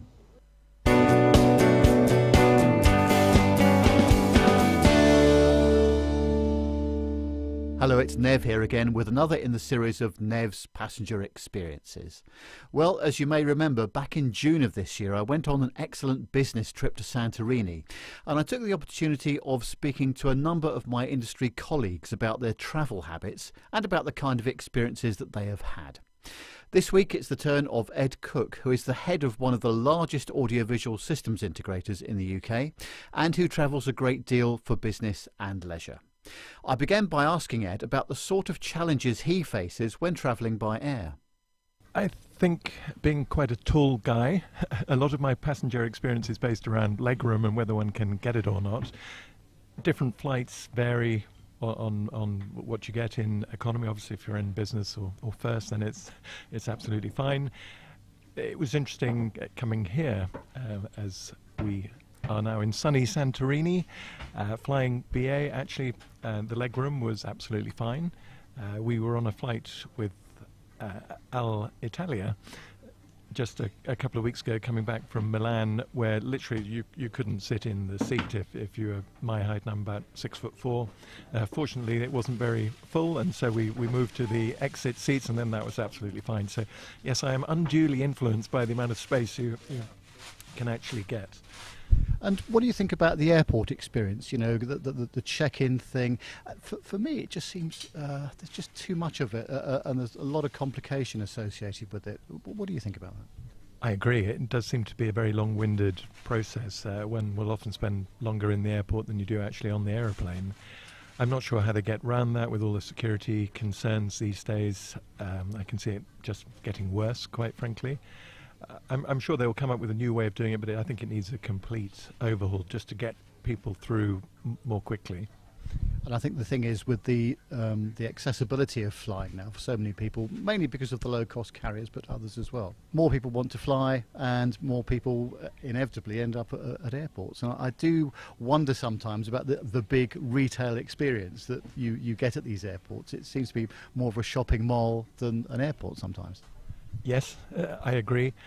I think what I've noticed as well is because of there being so many more passengers these days, if one can get into the BA lounge or any of the lounges that you can pay for, invariably you'll find that they're full, which again rather spoils the whole point of it. The idea of a lounge was it's somewhere you could go, you could sit down, you could relax. Whereas if it's going to be full, you might as well be out in the main airport itself. And also, you know, if you've got a silver status, like you and I have, you know, that's cost you or the business quite a lot of money, and it would be nice to have some exclusivity, really, wouldn't it? Yes, I agree. This may be a bit controversial, but if I was the airlines, I would be trying to put my prices up. I mean, it's an amazing service that they offer, and I think it has got commoditized. It has been a bit of a race to the bottom in terms of who can offer the cheapest flights, but the problem is you then do have just far too many people for them to be able to handle. I still think here in Europe we're a lot better off than in the States, where it's a very regular occurrence that people will be bumped off flights, and it's almost taken for granted that that can happen, which we don't see. Well, certainly I haven't seen so much here in the UK, certainly. Would you say that from an international perspective, I know you've travelled internationally quite extensively over the years, would you say that other airports have got it right compared to some of the UK ones? I'm not sure I would, actually. I'm trying to think of them. I mean, my experiences of JFK and were pretty appalling, and certainly in our industry, with all the conventions going on in Las Vegas, one can get into Las Vegas and be in the airport for an hour and a half trying to get out, which is that makes no sense to me at all. So, has anybody got it right? Canada, Vancouver actually is pretty good, but I'd struggle to think of any sort of exemplary sites. I must say, I've just come back from Toronto for an aviation event that we did in Pittsburgh, and I must say that the guys in Toronto seem to have the model quite good in terms of the efficiency of getting people through the airport and relocated with their luggage again. Well, I think Canada is still one of the few countries that is underpopulated, and so quite appealing, I think, for British people in that, you know, they speak English and have the same sort of values as us, but they just don't have the people, and so they have the same standards but fewer people, and you can see it and it works well. Just fast forwarding, say 10 years, what sort of condition do you think the airports are going to be in? How are they going to deal with this sort of, well, frankly, the population explosion within the airport environment? I think it's going to be very difficult. I think unless they put the prices up to bring a little bit of exclusivity back to air travel, they're going to be swamped. I think they can't build new airports fast enough. They can't build new runways pretty much full stop, or it seems to be an amazingly difficult process for them to do.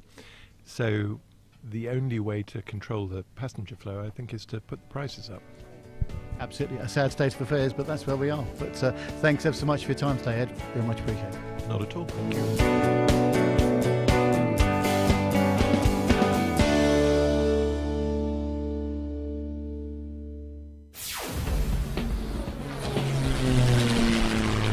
Find this and other great shows at the Aviation Media Network. thevoicesinyourhead.com.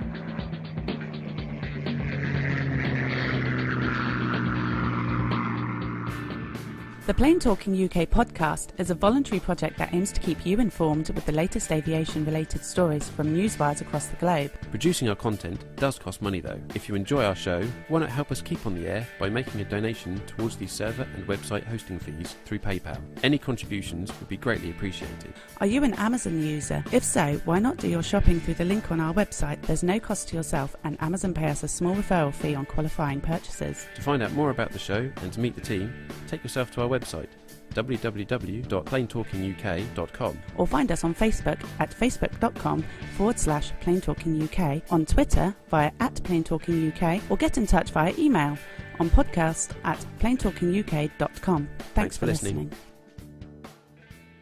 Flybe 5823, Trent Dane for 23R Manchester, Wizz Air 6X, climb flight level 210, direct to Bretman's Park. United 123, maintain 280 knots. London 2 DME, turn right onto Bravo, link, 21 join Alpha, hold at Mora, Speedbird 472, LOC/DME, approach runway 27 left, follow the green stand 544. That's enough air traffic control for today, Nat. Bedtime. Have you ever wondered what it would be like to fly a commercial passenger jet? Looked up at the sky and thought, I wish that was me? Well, now anyone has the chance to have a go at flying in a real aircraft simulator. NP Simulations and Flight Experience London, the only official Boeing licensed product of its kind in the UK, offer you the chance to fly anywhere in the world in their fixed base Boeing 737-800 flight simulator. And that's not all.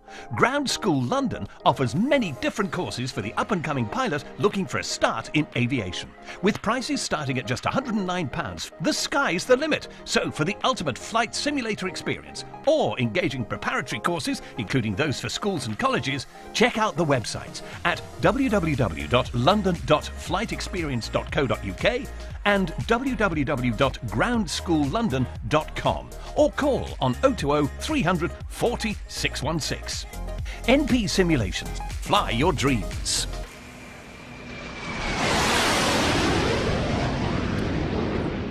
Sterling work as always, Nev. Well done. Oh, very nice of you. Yeah, thank you very much. That concludes the last of the Dev's passenger experiences from Santorini, so I'll have to go to other places now to find people to talk to. But no, there's plenty coming up, because next week, in fact, a client of mine, Mike Jones, did me a few weeks Ryanair experiences. So that should be interesting. Blimey. Oh dear, that's a frightening thought, isn't very it? brave. But actually, I think you'll find it's quite positive. So I'm happy to play it. Oh, okay. Excellent. That's That's good good. then. Look That's forward good to then. hearing that. Yes, absolutely. Now, I knew this would happen the minute that I said that I reckoned it was the best place for someone to be for like a viewing, if you like, to watch aircraft take off or land. Where no sooner had I done that was I bombarded with a message or two from a dear friend of the show, Mr. Jonathan Warner. Not Mr. Warner. Yeah, Mr. Warner indeed, who has sent me some video evidence, if you like, of what he thinks is a far better place to be when it comes to flight takeoffs and things like that. I've got no sound on it, unfortunately, but B2. it's there you go. So yeah, all right, Yeah, okay. okay. Yeah, all right. He can have that one. That is a much better place to be to be doing that. I knew the minute I did that I was going to get into trouble for saying that. So yes, all right. If you have any other recommended locations or much better locations, B1. Sorry, B1.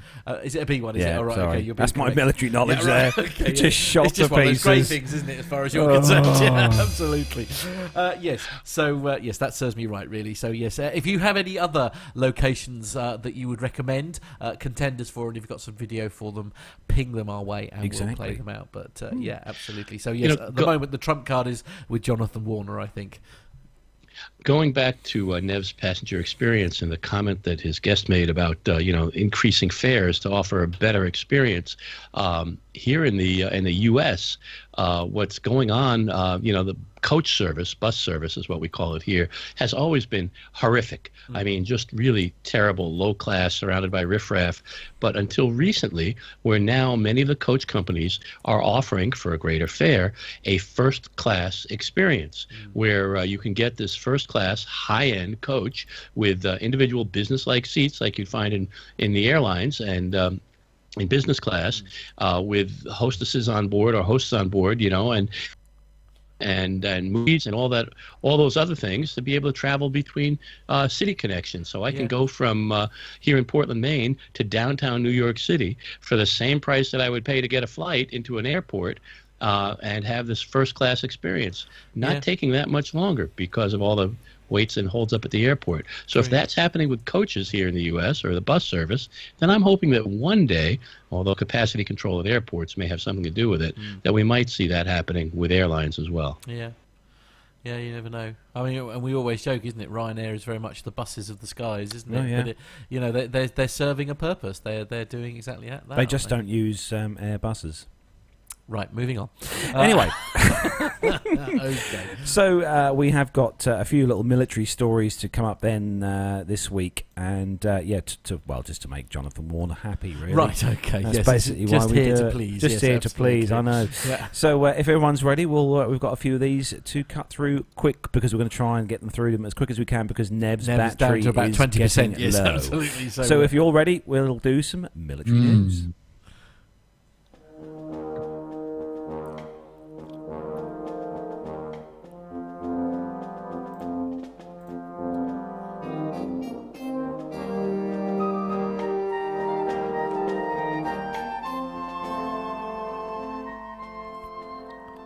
So what the first news story this week, this one is on the Flight Global website. Awesome little website, that one. And the headline is a bit of a shocking one, really. Serbia receives MiG-29s donated by Russia. So Serbia has received 6 former Russian Air Force MiG-29 fighters donated free of charge by Moscow. Whoa. Although Belgrade paid nothing for the aircraft, it will still spend 180 million euros, or $212 million, on maintenance with the Russian manufacturer, a deal that includes the examples in its current inventory. Discussions between the two nations will also take place on potential future upgrades of the MiG-29s to include new avionics and weapons. The aircraft, which include a pair of 2-seat UB variants, arrived at the Botanica airbase early this month and were displayed in the presence of Russian Defense Minister Sergei Shoigu and Serbian President Alexander Vučić on October the 20th. My pronunciation, I'll tell you, it's getting better every week. Yeah, why not? Yeah. Produced between 1989 and 1991, the new arrivals are slightly newer than Serbia's existing 4-strong fleet, which was delivered in 1987. So, Russia must be feeling quite generous, I suppose. Flush. If you're listening, Russia, I'll have a MiG-29. Right. Okay. Yeah, send one over. I'm not sure that's entirely how it works, Carlos. I've got to be honest. I think you've sort of misunderstood how it works. Okay. Yeah, no, okay. I suspect, Carlos, they may give you one if you're willing to spend the $50 million a year on the maintenance program. I think that's how it all works. Right, yes. So I couldn't afford to fuel it or fly it, no. But it would look nice in the driveway.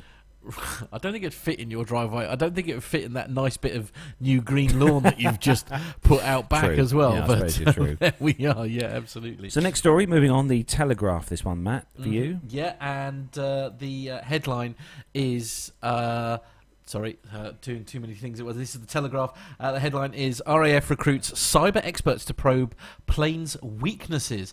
The Royal Air Force is recruiting cyber security experts to check its aircraft for weaknesses amid fears hacking attacks on planes will play an increasing role in future conflict. RAF commanders have been advertising for cyber experts to take jobs checking aircraft and their computer support systems for vulnerabilities. Modern planes are increasingly reliant on online systems and connected both to each other and to systems on the ground, but these networks could be open to military hackers, aviation experts have said. The RAF has advertised for experienced computer security experts to carry out cyber vulnerability analysis and investigations on air platforms and air systems as part of 591 Signals Unit. RAF sources said that the work would include analysing attempts to hack into RAF systems. Tim Robinson, who's the editor-in-chief of Aerospace magazine, said it's a growing battle space in the aviation arena, and as these aircraft platforms get more connected, you want to make sure that they are secure. Now, the only comment I'm going to make on this story is as long as they're not stupid enough to make it out of Microsoft-based systems, I don't think they're going to have a problem. Dear hold on. Dear RAF. Dear RAF, yes. I have a person here who would be great for this job. Right. Matt Smith is the co-host. Whatever. Yeah, moving on. Okay. Okay, yeah, whatever.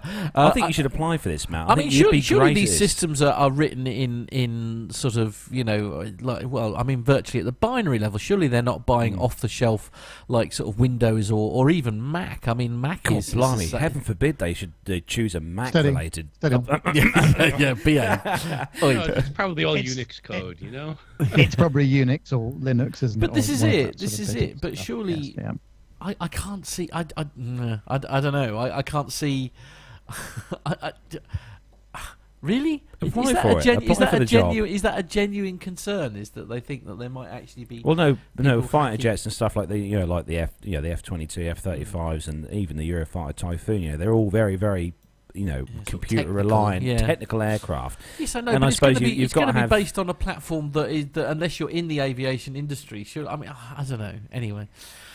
It is what it is. Can't they just put like? It's the war of the future is going to be cyber warfare. Yeah. Granted, we'll have all these things in the air, but if we're going to attack a nation, what do we want to do? We want to bring down the electrical grid system. I mean, that's the first thing to do, and it's the same thing when you develop aircraft that fly all by computers. It's going to certainly be a lot easier and a lot cheaper to hack into those computers to destroy the aircraft than it is to buy air-to-air missiles or ground-to-air missiles. Yeah, indeed. But I mean, can't they just like download the free version of Avast or something and or malware? Something like that. Stick that on the platform. Or Kaspersky, which allowed people access into the Pentagon. So you can't do that either. No, indeed. Oh dear. Right. Okay. Who's going to take the next story? Who are we going to throw this at? Next one we'll go with Nev. Go on, Nev. Yes. Okay. This is on flightglobal.com, and of course, aircraft production regularly makes losses, but this is quite eye-watering actually. And Boeing reported a $329 million reach forward loss on the KC-46 tanker program to cover the costs of incorporating multiple design changes into the first lot of production aircraft. The latest change deepens Boeing's losses on the fixed price development and production contracts for the KC-46. Since 2016, Boeing's reported a total of $1.6 billion in reach forward losses on the engineering, manufacturing and development and low rate initial production aircraft. But Boeing doesn't expect the additional costs to have an impact on the program schedule. After a previously announced 8-month delay, the US Air Force expects Boeing to deliver the first 18 KC-46As to Air Mobility Command in the spring of next year. We have not experienced any new significant technical discoveries, says Boeing Chairman, President and Chief Executive Dennis Muhlenberg, and we continue to make steady progress closing out technical risk on the path to final certification and to delivering the first 18 tankers next year. The reach forward losses in the third quarter included a $256 million charge by Boeing commercial aircraft on the 7672C freighter variant and a $73 million charge by the Defense, Space and Security segment which converts the 767-2C into the KC-46. In addition to those, to losses over $2 billion since the program started in 2011, Boeing has received $9.8 billion in combined EMD and LRIP contracts from the US Air Force. The LRIP awards have added 34 aircraft to Boeing's 767 backlog. So this is another story where it just shows you how much money you can burn in aviation without even trying. Yeah, absolutely. Yeah. If you needed yet further proof, here it is, right there. And obviously the military are very good at that, aren't they? More so than the commercial sector. Yes, I've got to say, this is something, and Tony commented on it in the chat room. You know, how difficult is it to stick a boom on a 767? I don't quite understand the difficulties that are happening with the KC-46 production, and I wish we had an expert like David Vanderhoof with us to comment on it, although he doesn't like to talk about tankers. But we've been making booms for aircraft for years on the KC-135, the KC-10, etc. We've been making 767s for years, and we make both pretty well, and they fly pretty well. What's the difficulty with this integration? I mean, I know that it's not the same kind of boom. There's not going to be a gas passer in the back lying on his belly watching the aircraft through a window. It's all being done electronically. Maybe that's part of the mistake. But I don't understand why this is causing so much difficulty for Boeing in terms of putting this all together. I wish that someone could explain it to me. It's just as well Boeing have got such a huge order list at the moment with all these airlines buying aircraft. Think they'll manage, do you? Yeah, try and claw back some of what they're losing on the 46 project, but there we go. So next story, Micah. I think you should have this one. Well, the USAF, that's the U.S. Air Force, is deploying F-22 Raptors for the air training mission in Europe. The U.S. Air Force has deployed F-22 Raptor aircraft to Europe to participate in an air training mission alongside other U.S. Europe-based aircraft and NATO allies. Raptors from the 1st Fighter Wing at Joint Base Langley Eustis in Virginia arrived at Royal Air Force Lakenheath, UK. Did I pronounce that right? Lakenheath. Yeah. For a flying training deployment. The Flight Training Deployment, FTD, has been funded by the European Deterrence Initiative, EDI, which improves the U.S. deterrence posture in Europe by improving the readiness and responsiveness of the U.S. forces.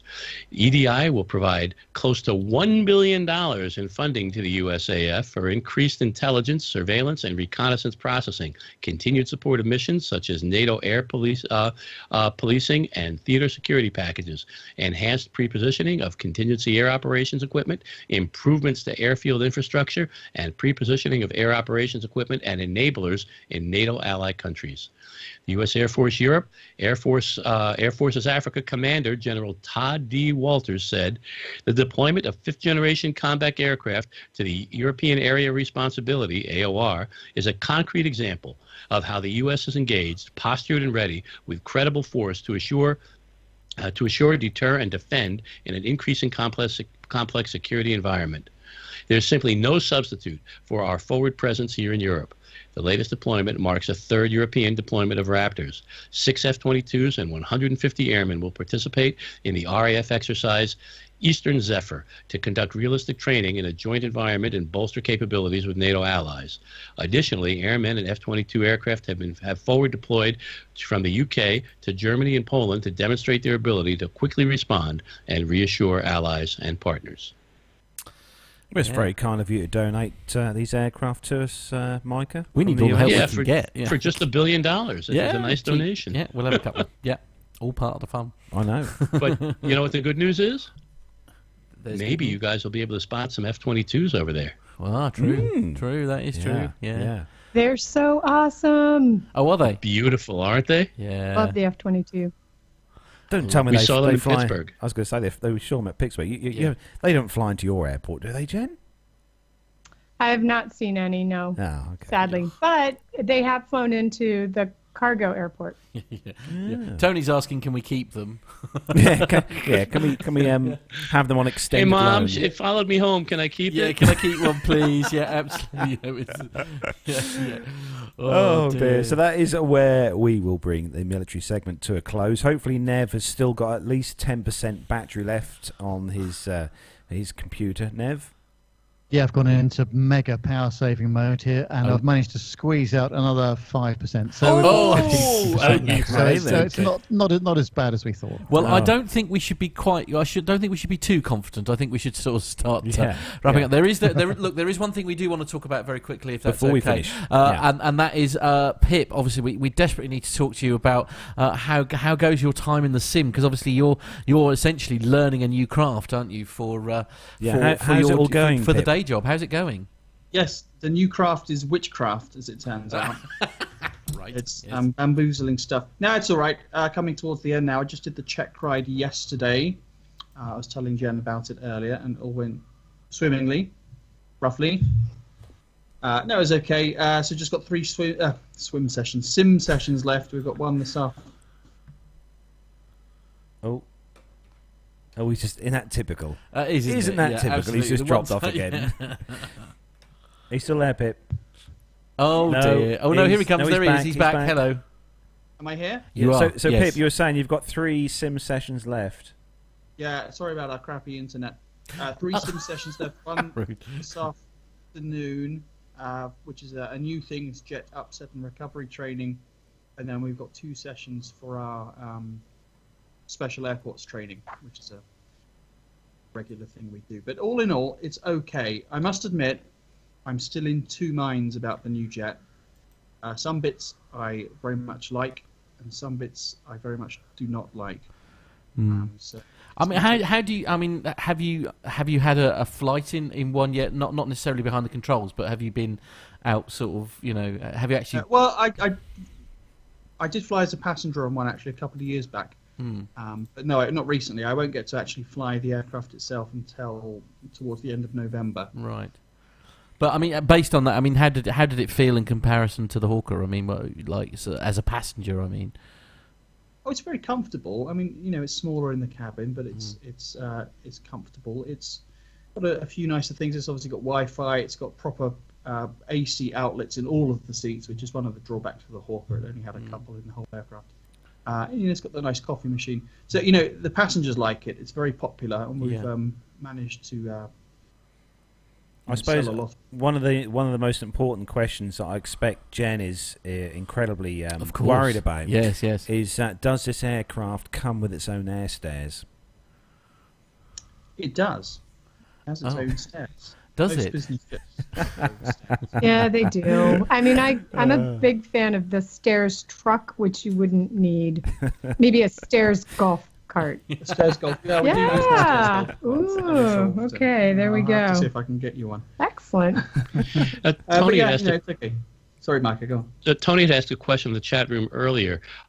With you changing types like this, what happens with your rating in line? Does that change in terms of like it does with other airlines? Is your seniority remain the same? Oh, I see what you mean. Yeah, it makes no difference. We use seniority, not quite in the same way as most other airlines, but it does factor into some things. But no, it doesn't matter. Seniority is based on the date you join the company. Right. Yeah. So it doesn't matter how many times you change your fleet. Your seniority won't change at all. We do have a very funny fleeting system based on it's a point system. The basic theory being the less popular fleets like the Embraer and the smaller ones, you get more points, and you use those points for bidding for other fleets later on in your career. So you get more points for the Embraer, and for instance, you would get fewer points for the Global because it's a very desirable aircraft. And let me point out for listeners who may not be aware, and I don't know that Pip will point it out himself, and I hope he does, but he just released his wonderful plane safety podcast earlier this week, and it's a wonderful series of stories about his experience in the Hawker, his former aircraft, and I highly recommend that anybody who hasn't heard it yet give it a listen. Thank you, Micah. Agreed. So before we wrap up the show, then we're going to make a special announcement as well. Don't forget, this weekend, Sunday the 29th, it is the meetup at Goodwood, at the Goodwood Aerodrome here in the UK. Kind of kick-off time is going to be around about the 2 p.m. in the afternoon time. Captain Nick's going to be there, along with a whole host of APG listeners, and hopefully some listeners of PTUK as well. Yeah, hopefully we won't be the only ones. Hopefully we won't be the only ones there. So that's, as I said, it's at the Goodwood Aerodrome. We're going to be meeting at the CAF there, I think, which is quite appropriate, at 2 p.m. I think we're going to get there a bit earlier. Me and Matt, we're going to drive down. Yeah, but if, everybody else is meeting at 2, so that's the official time. Yeah. But don't forget, for us, those of you guys who are like us here and live in the UK, don't forget that on Sunday, daylight saving time ends, and that's at 2 a.m. in the morning, and the clocks will go back 1 hour.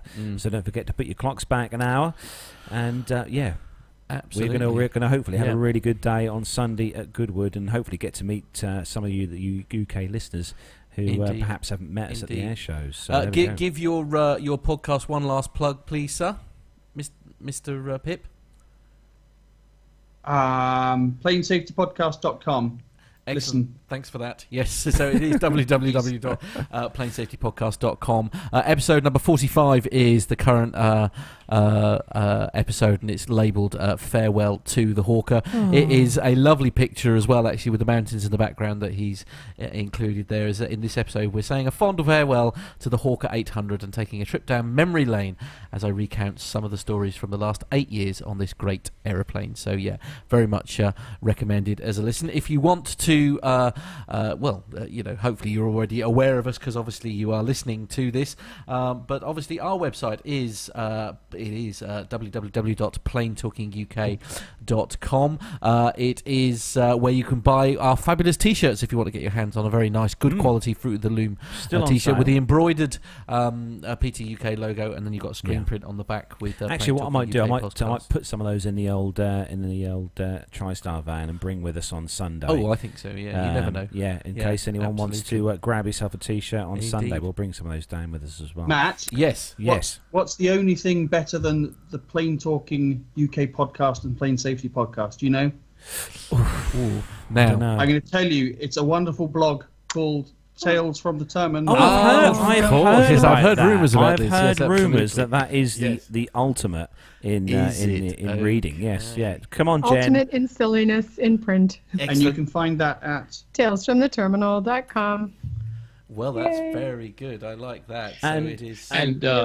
Another public service announcement for next week's listeners and watchers of the Plane Talking UK podcast. Because of your time change in the UK and here in the USA, we wait another week, that there will be a 4-hour difference. And so if you started your normal time of 7 p.m., 1900 hours, here, instead of being 2 p.m., it will be 3 p.m., 1500 hours next week. So bear that in mind. We're off for a week. Yes, absolutely. Yeah. And we're going to say a special thanks as well to our awesome host of the show, Nev, for joining us whilst he's away sunning himself there on a purely business trip. Of course, absolutely. I will say. Nothing but. So massive thanks to you, Nev, for joining us. Pleasure. Braving us. Absolute pleasure, guys. And thanks very much indeed for the show today. And I should be looking forward to listening to Pip's latest episode on my way back home in a few hours' time. So fantastic. Good man, absolutely. Yes. So ladies and gentlemen, those who have been watching, obviously Nev has been really struggling with bandwidth basically, so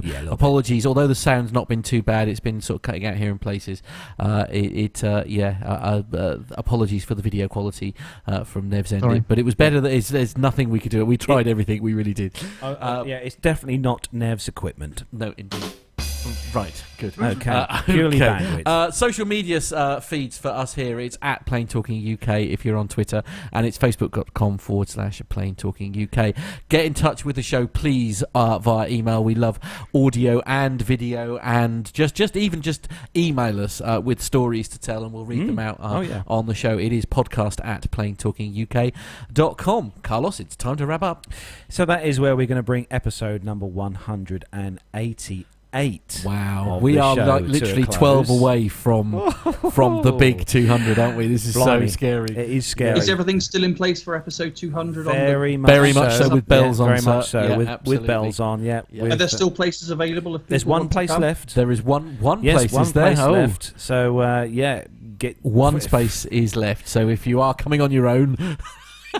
Don't forget for them, because some people don't watch the YouTube version. They do download the show. So if you are listening to the show on your MP3 player device type thing, and you want to get in touch with us and join us on the 20th of January next year. Please don't do that, Carlos. And have a go at flying. Sorry, and have a go at flying the 737-800 Sim. Yeah. Then do drop us an email, and we'll put you on the list. Yeah, absolutely. To join Podcast us. at planetalkinguk.com. But there is literally only one space left. So, you need to do it and do it now. But it's going to be a great day. It's in East Putney, and it's a little company called NP Simulations. You might notice that there's an advert that we now play out each week for them. But So anyway, that's quick it. promo before we finish for next week's show. We have got a special guest joining us next week on the show, who is the producer of some fantastic aviation DVDs that use a lot of archive footage of aircraft and airlines from around the world. So he's going to be on the show next week, joining us to talk about how he puts these awesome DVDs together. Very much one to watch live and online if you can, because there is hopefully going to be some great video content there is, that he's going to let us play out. So please do make sure that if you can join us next Friday, usual time 7 p.m. here, where we go back to UTC time, don't we now?